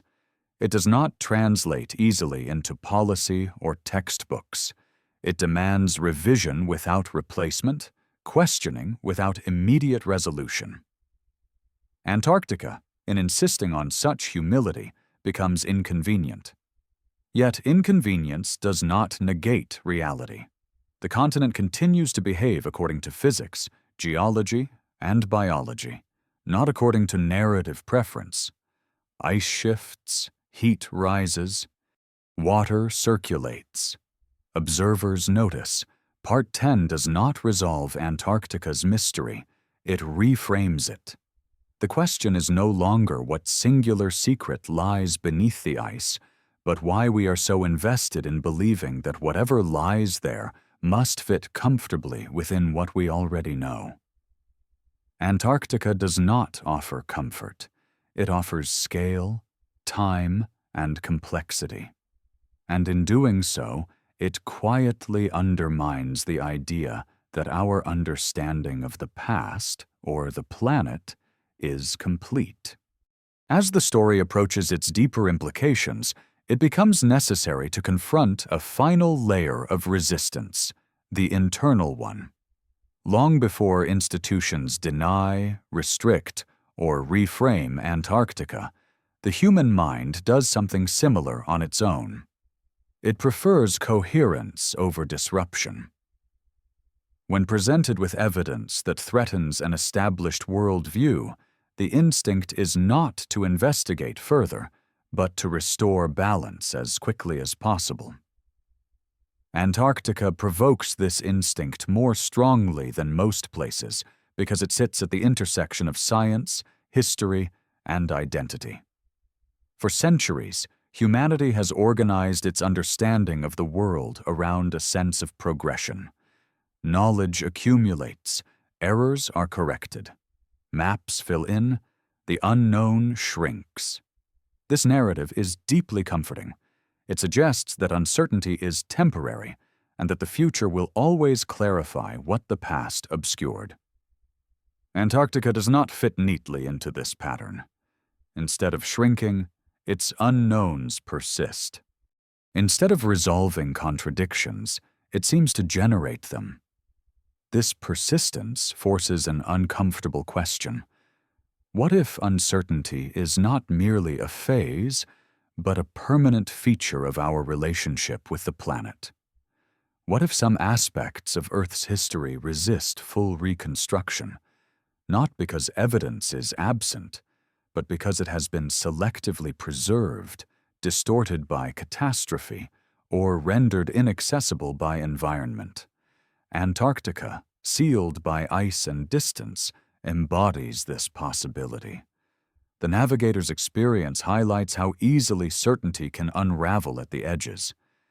He did not set out to challenge global narratives. He followed observable conditions: temperature, depth, light, biological presence. Each observation made sense locally. It was only when those observations were placed against accepted maps and models that they became disruptive. The disruption did not arise from exaggeration, but from consistency. Consistency is often mistaken for confirmation. When many sources repeat the same explanation, it feels reliable. But consistency can also emerge from repetition rather than verification. Antarctica's portrayal as uniformly frozen, lifeless, and static is remarkably consistent across media, education, and policy. That consistency discourages imaginative inquiry, not in the sense of fantasy, but in the sense of hypothesis. Hypothesis is the engine of discovery. It asks what if, not as an assertion, but as an invitation. What if Antarctica behaved differently in the past? What if it continues to behave differently beneath its surface? What if human interaction with it predates our current timelines? These questions are not radical. They are restrained, yet they are rarely entertained seriously because they lead away from settled ground. Settled ground is psychologically reassuring. It anchors identity. Civilizations define themselves partly by what I believe they know about their origins. Introducing ambiguity into those origins can feel destabilizing. If human history is more fragmented, more cyclical, more prone to loss than we assume, then modern confidence becomes conditional rather than absolute. Antarctica threatens confidence by existing outside normal feedback loops. Few people can visit, fewer can verify. Data must pass through layers of interpretation before reaching the public. This creates a gap between experience and representation that is easy to overlook until someone steps into it directly. When that happens, the reaction is often disbelief, not because the experience is implausible, but because it conflicts with what feels settled. The internal resistance to revision is reinforced by specialization. Modern knowledge is divided into disciplines, each with its own methods and boundaries. Geologists study ice. Biologists study microbes. Historians study texts. Navigators study seas. Antarctica, however, does not respect these divisions. Its anomalies cut across them. Warm water intersects with biology. Ancient maps intersect with geology. First-hand observation intersects with institutional narrative. Interdisciplinary questions are harder to answer because they challenge authority distributed across fields. No single discipline can claim ownership of Antarctica's full story. As a result, responsibility for unresolved questions diffuses. Each field acknowledges anomalies at its edges, then moves on, assuming someone else will integrate them. Integration rarely happens without pressure. Pressure comes from accumulation. More observations, more inconsistencies, more moments where explanation lags behind experience. Antarctica has been accumulating such pressure quietly for decades. It does not erupt suddenly, it builds. The control structures surrounding the continent can be understood as attempts to manage this pressure, not maliciously, but pragmatically. When uncertainty threatens stability, limitation becomes a tool. Limit access, limit data release, limit speculative framing. The goal is not deception, but containment. Keep questions from converging. Yet convergence is increasingly difficult to prevent. Information flows faster. Analytical tools are widely available. Independent researchers can compare datasets that once remained siloed. Patterns emerge not because they are orchestrated, but because they are there. The Navigator's inner ocean may or may not represent a widespread feature, but it represents a type of encounter that modern systems struggle to absorb. It is experiential rather than abstract. It demands explanation without offering neat categories. It resists being filed away. Antarctica, in this sense, becomes a test case for epistemological maturity. Can we tolerate incomplete understanding? Can we hold multiple possibilities without forcing premature closure? Can we revise models incrementally rather than defensively? These are not technical questions. They are cultural ones. Cultures that treat uncertainty as weakness tend to suppress it. Cultures that treat uncertainty as invitation tend to explore. Antarctica reveals which instinct dominates at a given moment. For much of the modern era, suppression has prevailed. The continent is studied intensively within narrow parameters, while broader questions are deferred indefinitely. Deferral works until it does not. Eventually, deferred questions return with greater force. They resurface through unexpected channels, first-hand accounts, anomalous data, interdisciplinary synthesis. When they do, the cost of ignoring them rises. Part 11 does not claim that Antarctica holds a single hidden truth waiting to be uncovered. It suggests something more subtle and more challenging. That the continent exposes the limits of how knowledge is organized, controlled, and internalized. It reveals that some truths are not hidden by secrecy alone, but by reluctance. Reluctance to revise timelines, reluctance to accept loss, reluctance to admit that parts of our past may be inaccessible not because they never existed, but because they were erased by forces larger than record-keeping. Antarctica stands as a reminder that Earth's history is not obligated to align with human expectation. Ice does not preserve narratives. It preserves conditions. What survives beneath it may not answer our questions cleanly. It may complicate them. And perhaps that is the deepest discomfort. Not that Antarctica might reveal something astonishing, but that it might reveal how much remains unresolved, not out there, but within our own willingness to know. When all the threads surrounding Antarctica are laid side by side, exploration accounts, ancient cartography, geological anomalies, biological persistence, and institutional restraint, a larger pattern begins to emerge. It is not the pattern of a hidden kingdom, or a singular revelation waiting beneath the ice. It is the pattern of discontinuity. Antarctica exposes the uncomfortable truth that human understanding of the world has gaps, not because humanity lacked curiosity, but because continuity itself has been repeatedly broken. Civilizations do not fail gently. When climate shifts rapidly, when sea levels rise, when food systems collapse, knowledge does not disappear evenly. Some skills endure. Others vanish almost overnight. Writing can be lost. Navigation can survive. Architecture can crumble while astronomy persists in ritual and myth. Antarctica, isolated and extreme, would have magnified these effects. Any interaction with it in a warmer period would have been abruptly severed when ice advanced, cutting off not only access, but relevance. Once access is gone, knowledge begins to drift. Maps are copied without context. Stories are retold without geography. Over generations, what was once practical becomes symbolic. The southern land becomes a memory rather than a destination. This process does not require intention.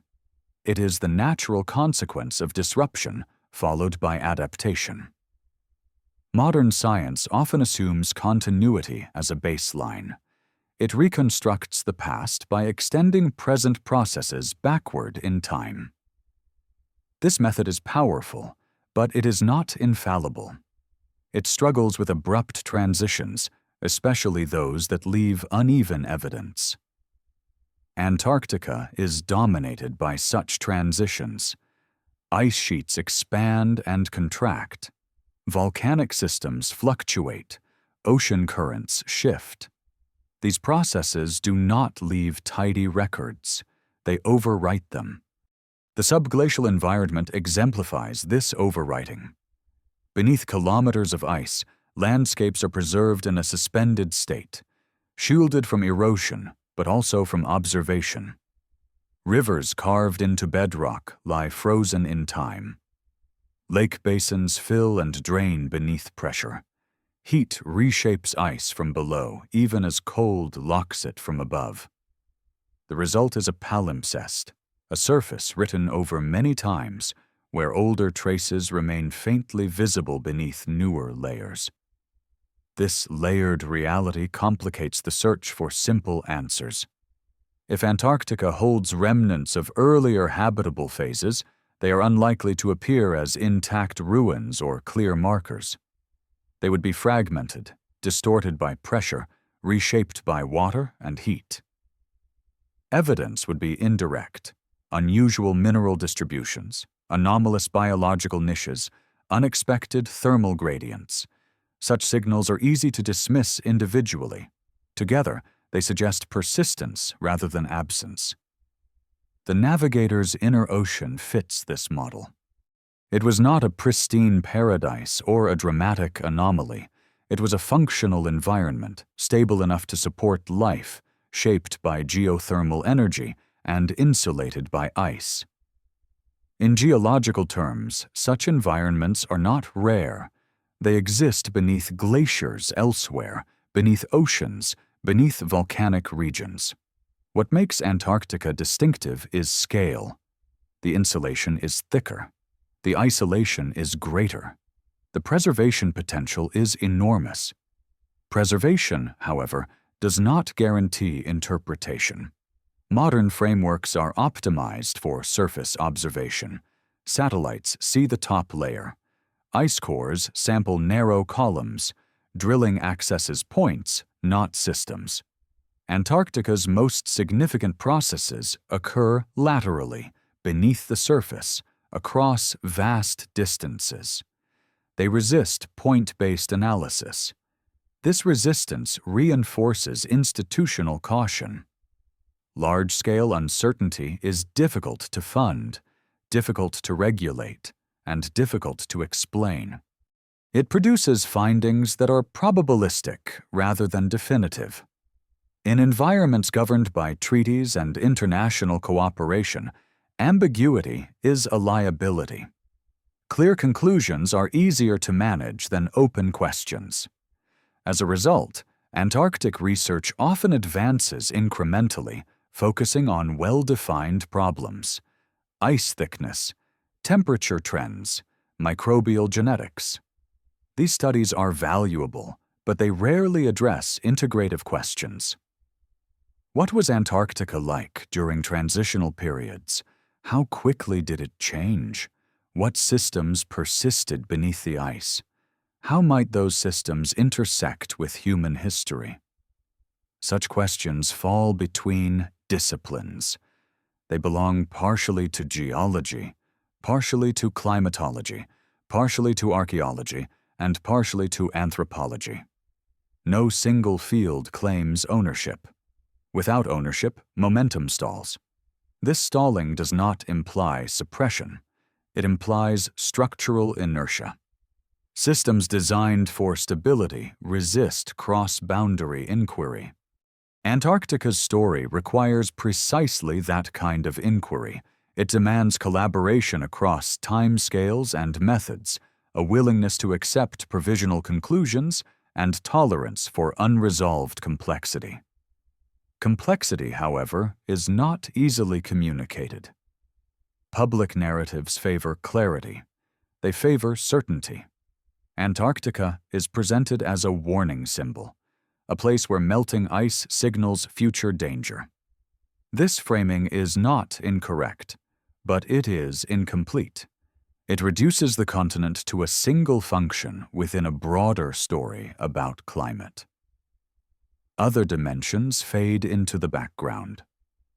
The cost of such reduction is intellectual narrowing. When a place is defined too rigidly, evidence that does not fit the definition becomes invisible. Antarctica, framed exclusively as a frozen laboratory, cannot also be a historical actor. It cannot be dynamic, inhabited in any sense, or relevant to human memory. These possibilities are excluded not by evidence, but by framing. The Navigator's experience challenged that framing at a personal level. It did not provide a comprehensive theory. It did not need to. It demonstrated that the frame itself might be incomplete. That realization alone carries weight. It shifts the burden of proof. Instead of asking why his observations deviate from accepted models, it becomes reasonable to ask whether the models adequately account for all conditions. Part 12 marks a turning point in the narrative.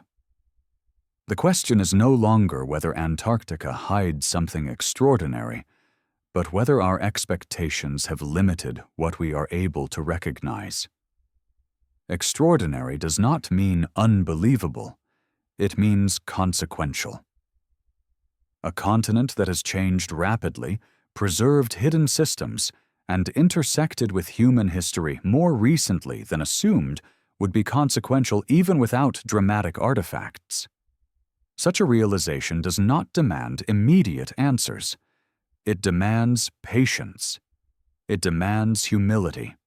It demands recognition that knowledge advances unevenly, and that some chapters of Earth's story remain partially sealed not by intention, but by circumstance. Antarctica stands as a reminder that the planet is older, more complex, and less compliant than our narratives suggest. It does not offer closure, it offers depth. Beneath its ice lies not a single secret, but layers of unresolved history, waiting for a mode of inquiry capable of respecting uncertainty without retreating from it. In that sense, Antarctica is not a destination at the end of exploration. It is a threshold. Crossing it requires more than technology. It requires a willingness to accept that the past is not fully recoverable, and that what can be recovered may not fit comfortably within the stories we prefer to tell. As the layers of Antarctica's mystery accumulate, the focus inevitably turns toward consequence. Not consequence in the dramatic sense of sudden revelation or public upheaval, but the quieter, more enduring impact that unresolved knowledge has on how a civilization understands itself. Antarctica challenges not only scientific models, but the assumption that humanity stands at the peak of awareness, looking backward with clarity and forward with control. It introduces the possibility that understanding is unevenly distributed across time, and that some eras may have known things later eras forgot. This possibility is deeply unsettling because it undermines hierarchy. Modern societies organize authority around expertise, credentials, and institutional continuity. Knowledge flows downward from validated sources. The idea that ancient cultures, operating without modern instruments, could have possessed insights into global geography or climate dynamics that rival or exceed ours destabilizes that hierarchy. Antarctica, through its ancient maps and unexplained persistence, becomes a focal point for that discomfort. The maps themselves are not proof of a lost golden age. They are indicators of capability. Capability implies infrastructure, sustained observation, transmission of information, and methods for preserving accuracy across generations. These are not trivial achievements. They suggest organized effort rather than isolated genius. Whether such efforts arose from a single civilization or multiple interconnected ones remains uncertain, but the implication is the same. Human history may be marked by peaks and collapses rather than a steady ascent. Collapse erases context more efficiently than it erases artifacts. Stone can survive floods and fire. Knowledge requires continuity. When continuity breaks, understanding fragments. Antarctica's isolation would have amplified this effect. Once climate rendered it inaccessible, whatever relationship humans had with it would have ended abruptly. Later cultures inheriting fragments of that relationship would lack the means to verify or reinterpret them accurately. This dynamic is visible elsewhere. Ancient structures whose purposes remain debated persist physically, while the cultural logic behind them is lost. Astronomical alignments survive, but the calendars they supported do not. Antarctica may represent the largest instance of this phenomenon, a place where physical access vanished entirely, leaving only indirect traces. Modern resistance to this idea often takes the form of minimization. Ancient maps are labeled curiosities, explorer accounts are framed as exaggerations, contemporary anomalies are attributed to error. Each explanation may be plausible in isolation. Together, they form a pattern of avoidance. Avoidance is not dishonesty. It is discomfort management. The Navigator's account unsettled this equilibrium because it reintroduced direct experience into a space governed by abstraction. He did not encounter symbols or metaphors. He encountered water temperature, biological presence, and geographic continuity. These are measurable realities. They demand explanation that goes beyond dismissal. Explanation, however, carries risk. If Antarctica is acknowledged as dynamic in ways not fully integrated into existing models, then other assumptions must be revisited. Climate timelines may require adjustment. Migration theories may need expansion. The relationship between environment and knowledge transmission may demand rethinking. Each revision cascades. Cascades are expensive. They require rewriting educational materials, reinterpreting data, and revising consensus statements. Institutions built to maintain stability are not designed for such rapid recalibration. As a result, they tend to favor incremental change over foundational revision. Antarctica resists incrementalism because its anomalies are structural rather than superficial. Structural anomalies do not resolve neatly. They force either expansion of the framework or rejection of the data. Rejection is easier when access is limited and replication is difficult. Antarctica's remoteness thus becomes a reinforcing factor. Few can test claims directly. Most must rely on mediated information. Mediation shapes perception. Satellite images are curated. Research findings are summarized. Language is chosen carefully. The continent is presented as known enough. Unknowns are acknowledged only within narrow boundaries. This presentation is not necessarily coordinated. It emerges from shared assumptions about what matters. What matters in modern discourse is relevance. Antarctica is relevant as a climate indicator. It is less relevant as a historical agent. Shifting it into the latter category would demand interdisciplinary integration that challenges existing silos. It would require historians to engage with geology, geologists with mythology, biologists with archaeology. Such integration is rare because it destabilizes specialization. Yet destabilization may be necessary.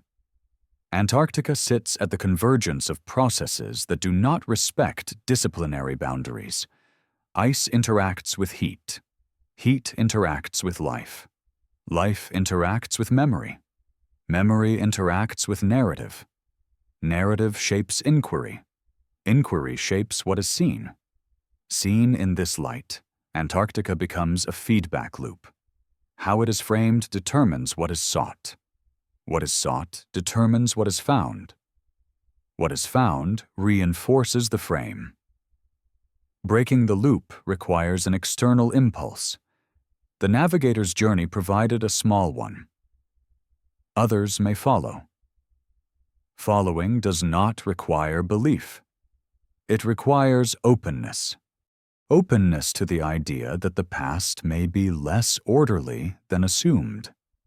That human interaction with extreme environments may have occurred under conditions we no longer experience.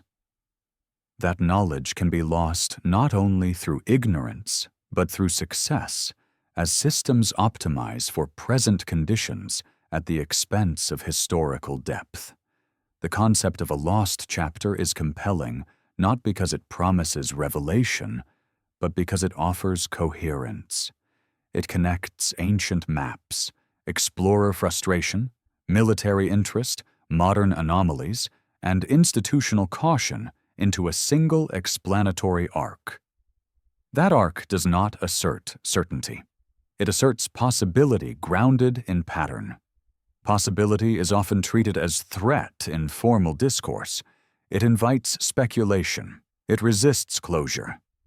Yet without possibility, inquiry stagnates.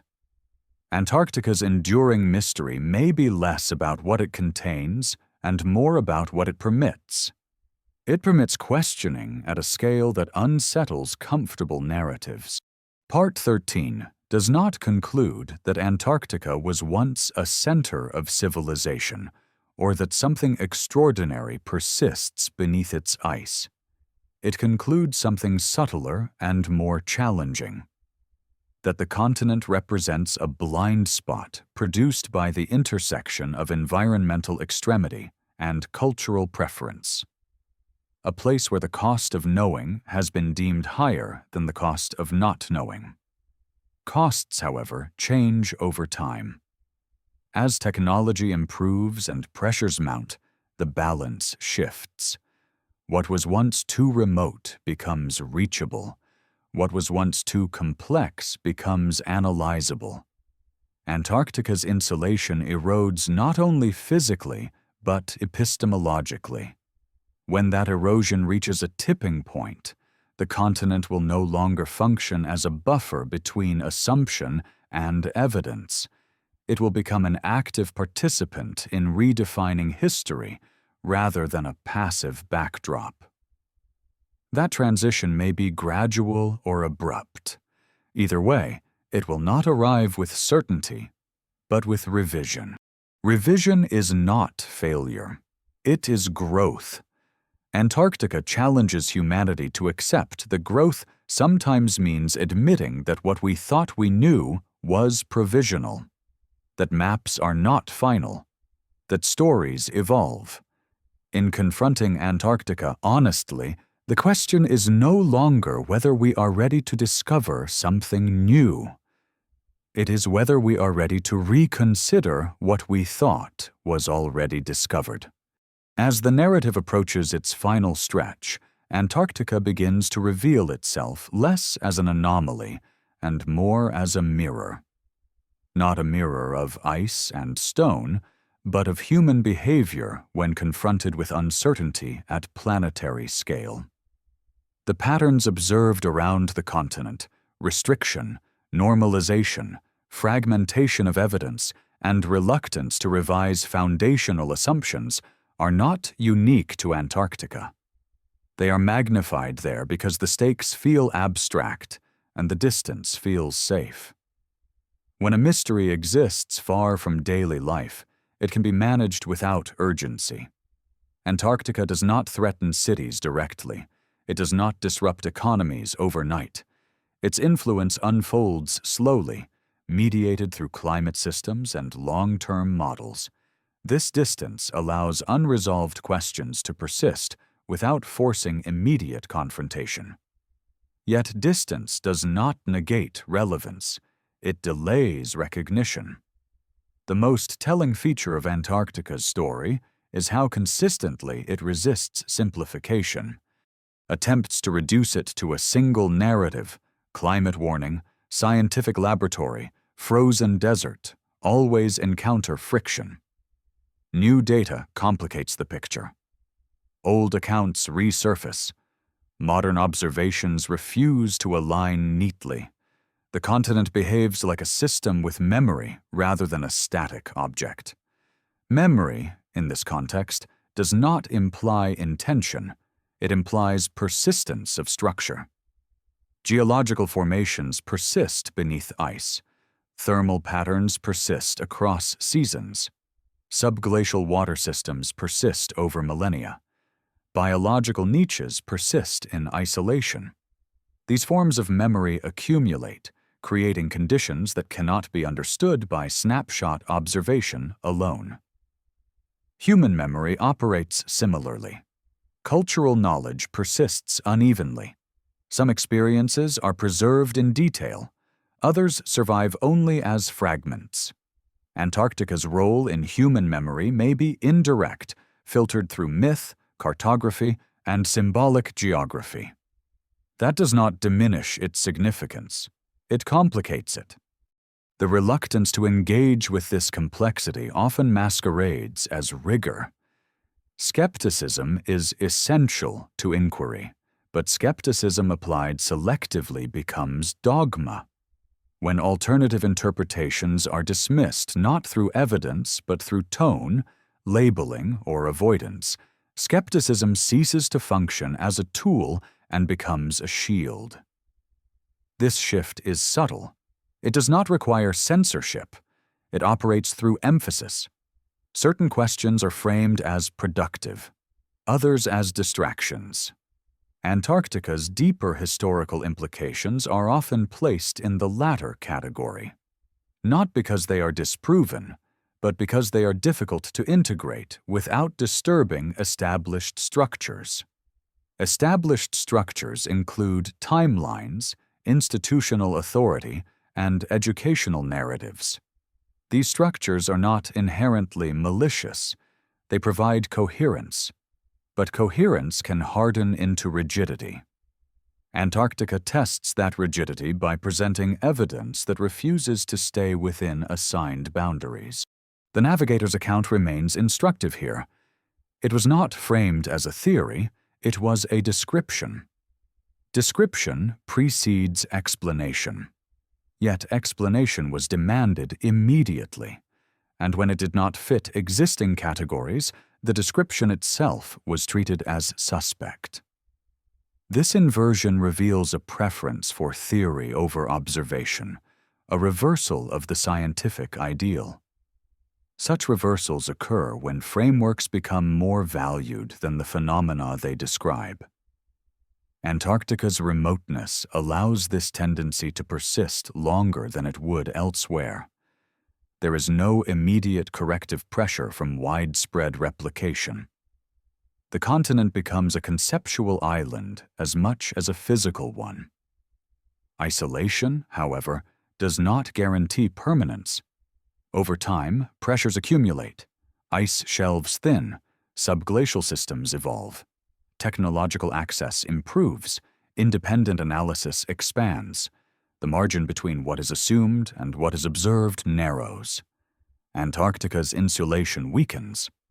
When insulation weakens, reinterpretation follows. Reinterpretation does not arrive as a single revelation. It arrives as a gradual shift in emphasis. Questions once considered fringe become reasonable. Hypotheses once dismissed as speculative become testable. The boundary of acceptable inquiry moves. Antarctica appears poised at such a threshold. The convergence of ancient cartographic anomalies, modern geological data, first-hand navigation accounts, and institutional behavior suggests that the existing narrative is under strain. Strain does not guarantee collapse. It signals transition. Transitions are uncomfortable because they lack clear endpoints. They require holding competing possibilities simultaneously. Antarctica demands this tolerance. It asks observers to accept that the continent may be both a climate archive and a historical actor, both hostile and life-sustaining, both isolated and connected. This duality challenges binary thinking: frozen or warm, known or unknown, empty or inhabited. Antarctica occupies the space between. That space is where complexity resides. Complexity resists slogans. It cannot be reduced to a single image or message. It requires sustained attention. In an environment shaped by rapid information cycles, such attention is rare. Antarctica thus remains under-examined not because it lacks importance, but because it exceeds the bandwidth of simplified discourse. The danger of simplification is not ignorance. It is misplaced confidence. Confidence built on incomplete understanding becomes brittle. When challenged, it fractures rather than adapts. Antarctica, by persistently generating anomalies, applies pressure to this brittleness. The question is not whether Antarctica will eventually be better understood. It will. The question is how that understanding will be integrated. Will it be absorbed defensively, minimized to preserve existing narratives? Or will it be embraced as an opportunity to revise those narratives more honestly? Revision does not diminish achievement. It contextualizes it. Recognizing that knowledge can be lost and rediscovered does not negate modern science. It situates it within a longer, more uneven human story. Antarctica invites that broader perspective. As Part 14 draws to a close, the continent stands less as a riddle to be solved and more as a process to be engaged. Its ice is not merely a cover. It is a medium through which time, heat, water, and memory interact. What emerges from that interaction is not a single answer, but a challenge to certainty itself. Antarctica does not demand belief. It demands patience. It demands the willingness to observe without forcing resolution. It demands respect for scale, both spatial and temporal. In confronting Antarctica, humanity is not confronted with an external secret, but with its own habits of knowing. The ice reflects those habits back, amplified and slowed, asking whether we are prepared to evolve them. The continent waits, not for discovery, but for a shift in approach.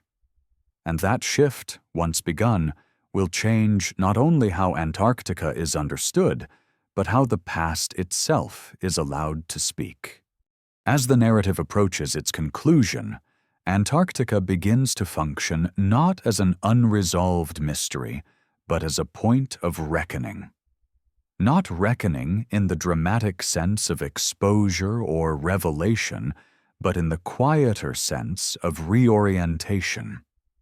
Everything surrounding the continent, the restrictions, the anomalies, the ancient traces, and the modern observations, converges toward a single realization. The limits we encounter in understanding Antarctica are not imposed solely by ice or distance. They are imposed by how modern civilization has learned to define knowledge itself. Knowledge today is expected to be verifiable, reproducible, and neatly categorized. These expectations have driven extraordinary progress, but they also create blind spots. Antarctica occupies one of those blind spots because it does not offer easy replication. Access is rare. Conditions are extreme. Evidence emerges in fragments rather than complete narratives. This makes the continent resistant to the kind of certainty modern systems prefer. The Navigator's experience illustrates this resistance clearly. What he encountered did not present itself as a theory. It presented itself as a condition. Warm water, calm seas, biological activity, and shallow depths formed a coherent environment that contradicted official representations. The contradiction was not abstract. It was physical. That physicality made it difficult to ignore, but also difficult to integrate. Integration requires flexibility. It requires the ability to hold observation and model intention without immediately forcing one to yield. Modern discourse often lacks this patience. When faced with contradiction, it tends to resolve it quickly, favoring established frameworks over disruptive data. Antarctica, however, refuses quick resolution. This refusal reveals something fundamental. The planet is not obligated to conform to human categories. Ice does not behave according to political treaties. Heat does not respect academic boundaries. Life adapts wherever conditions permit.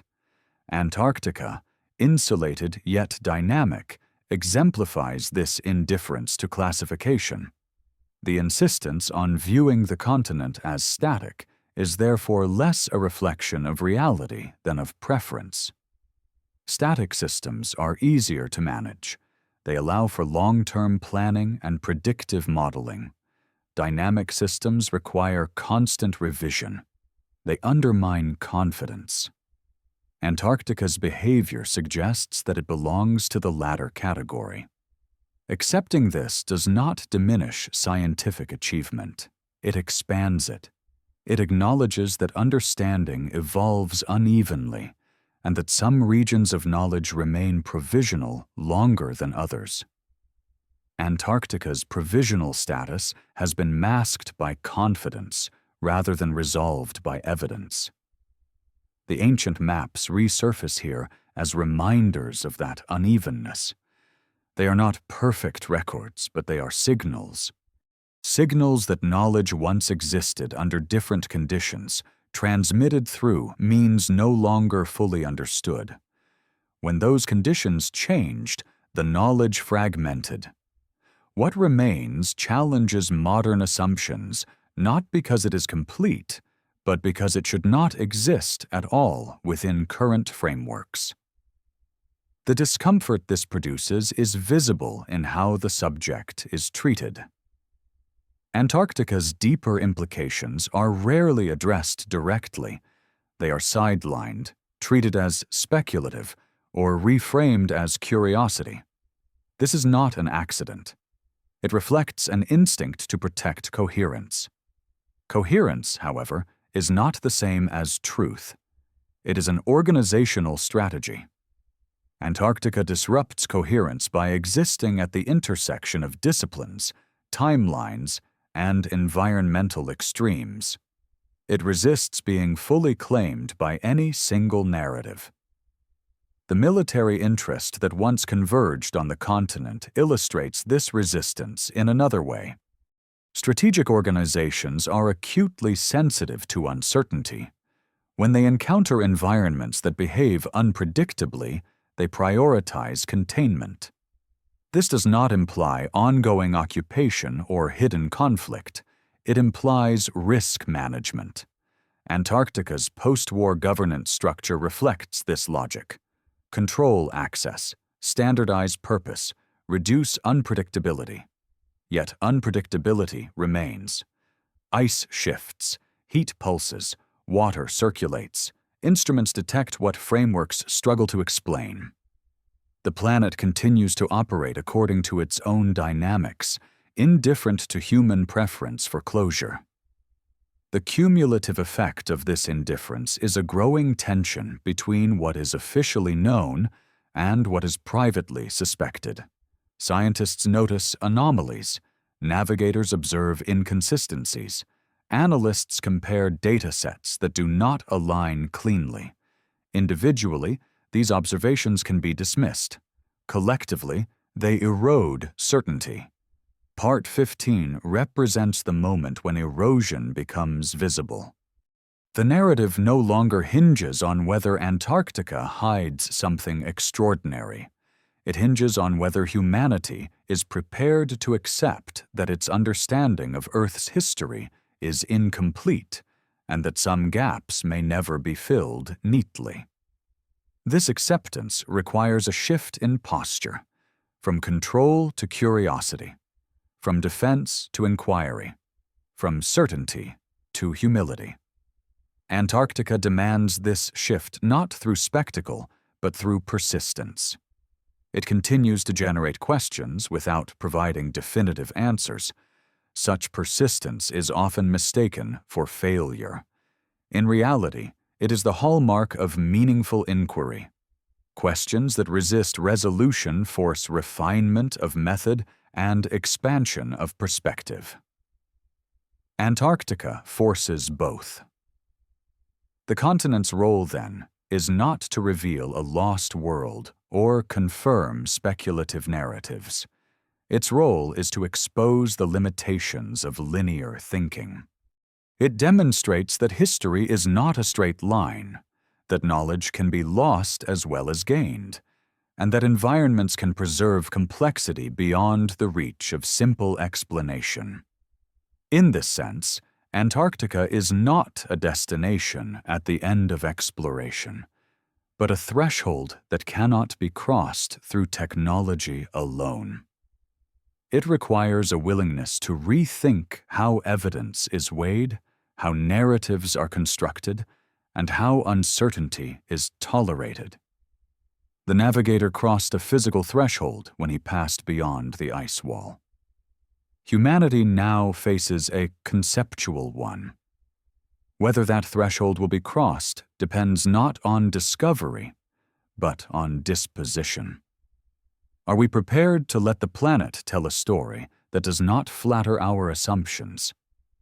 Antarctica does not offer reassurance. It offers perspective.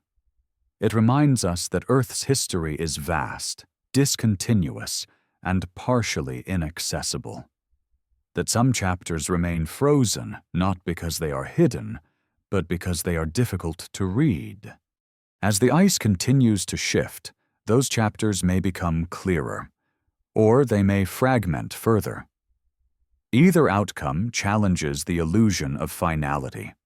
Antarctica insists that understanding is always provisional, and in that insistence lies its greatest significance.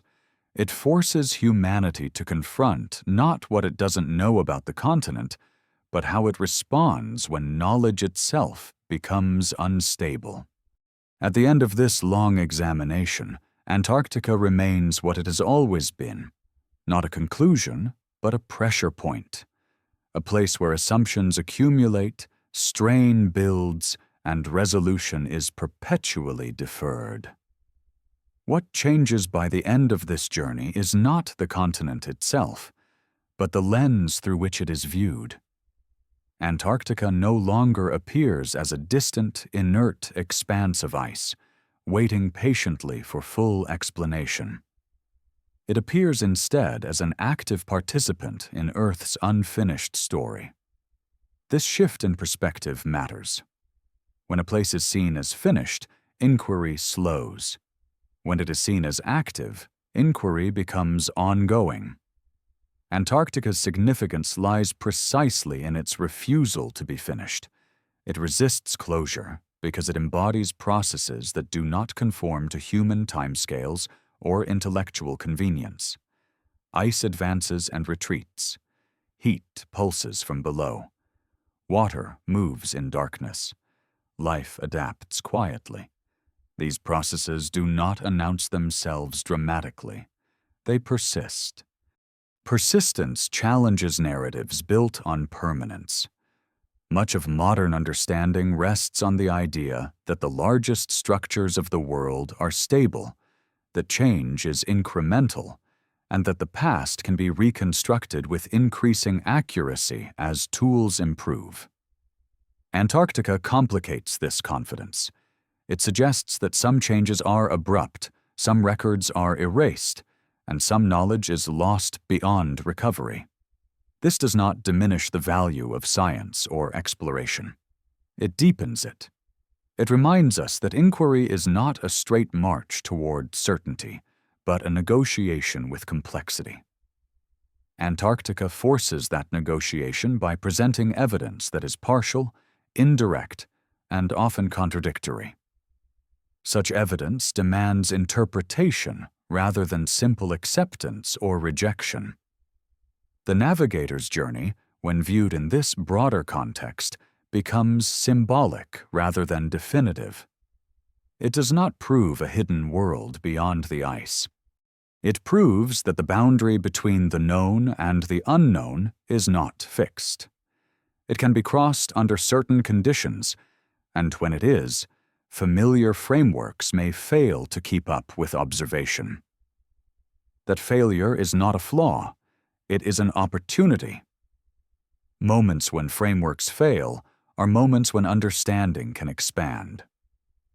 Antarctica offers few such moments because access is rare and controlled. When they occur, they carry disproportionate weight. Throughout history, humanity has encountered environments that resisted easy explanation. Deserts, deep oceans, dense jungles, and polar regions all challenged early assumptions. Over time, each forced revisions that reshaped how the world was understood. Antarctica is undergoing this process now, more slowly and more cautiously than others, but no less inevitably. The reluctance to accelerate this process reflects a broader cultural hesitation. Accepting that the past is more fragmented than assumed requires humility. It requires acknowledging that progress does not guarantee preservation, and that sophistication does not ensure completeness. Antarctica, insulated by ice, preserves this lesson with unusual clarity. What lies beneath its surface may never be fully catalogued. Some systems may remain inaccessible. Some evidence may be irretrievably altered. This is not failure. It is the reality of a planet shaped by forces larger than record-keeping. Antarctica reminds us that Earth's history is not obligated to be legible. The value of this reminder extends beyond polar studies. It influences how humanity approaches uncertainty in all domains. When confronted with incomplete information, the choice is between defensive certainty and adaptive curiosity. Antarctica exposes the cost of the former and the necessity of the latter. Adaptive curiosity does not chase spectacle. It tolerates ambiguity. It builds models that can flex rather than fracture. It accepts that some questions remain open, not because they are poorly formed, but because they point toward complexity that cannot be resolved quickly. The continent's governance structure, its restricted access, and its curated narrative have delayed this acceptance. They have provided stability at the cost of depth. As conditions change, physically and intellectually, that balance will shift. Pressure will continue to build at the margins. Ice loss, technological advancement, and independent analysis will gradually erode insulation. When that happens, Antarctica will no longer function as a distant abstraction. It will demand integration into broader discussions of history, climate, and human adaptability. That integration will be uneven and contested, but unavoidable. At that point, the question will no longer be whether Antarctica hides secrets. It will be whether humanity is willing to revise its relationship with knowledge itself, to accept that understanding is iterative, provisional, and occasionally uncomfortable. The continent does not threaten humanity with revelation. It challenges humanity with responsibility. Responsibility to observe carefully, to interpret cautiously, to resist the urge to simplify what resists simplification. In the end, Antarctica does not offer a final answer. It offers a stance, a way of engaging with the unknown that prioritizes patience over certainty and openness over control. That stance is rare in a culture accustomed to immediate resolution. Standing at the edge of the ice, whether physically or intellectually, the most honest response is not declaration, but attentiveness. The planet continues to speak through temperature gradients, magnetic shifts, biological persistence, and geological memory. Antarctica amplifies those signals, slowed and preserved beneath layers of ice.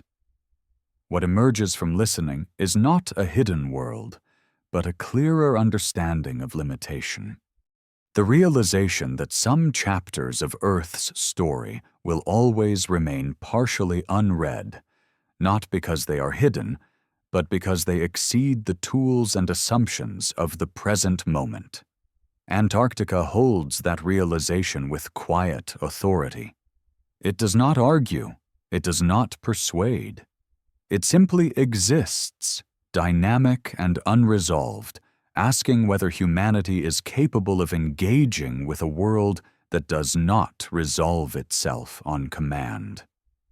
That question remains open, and perhaps it should.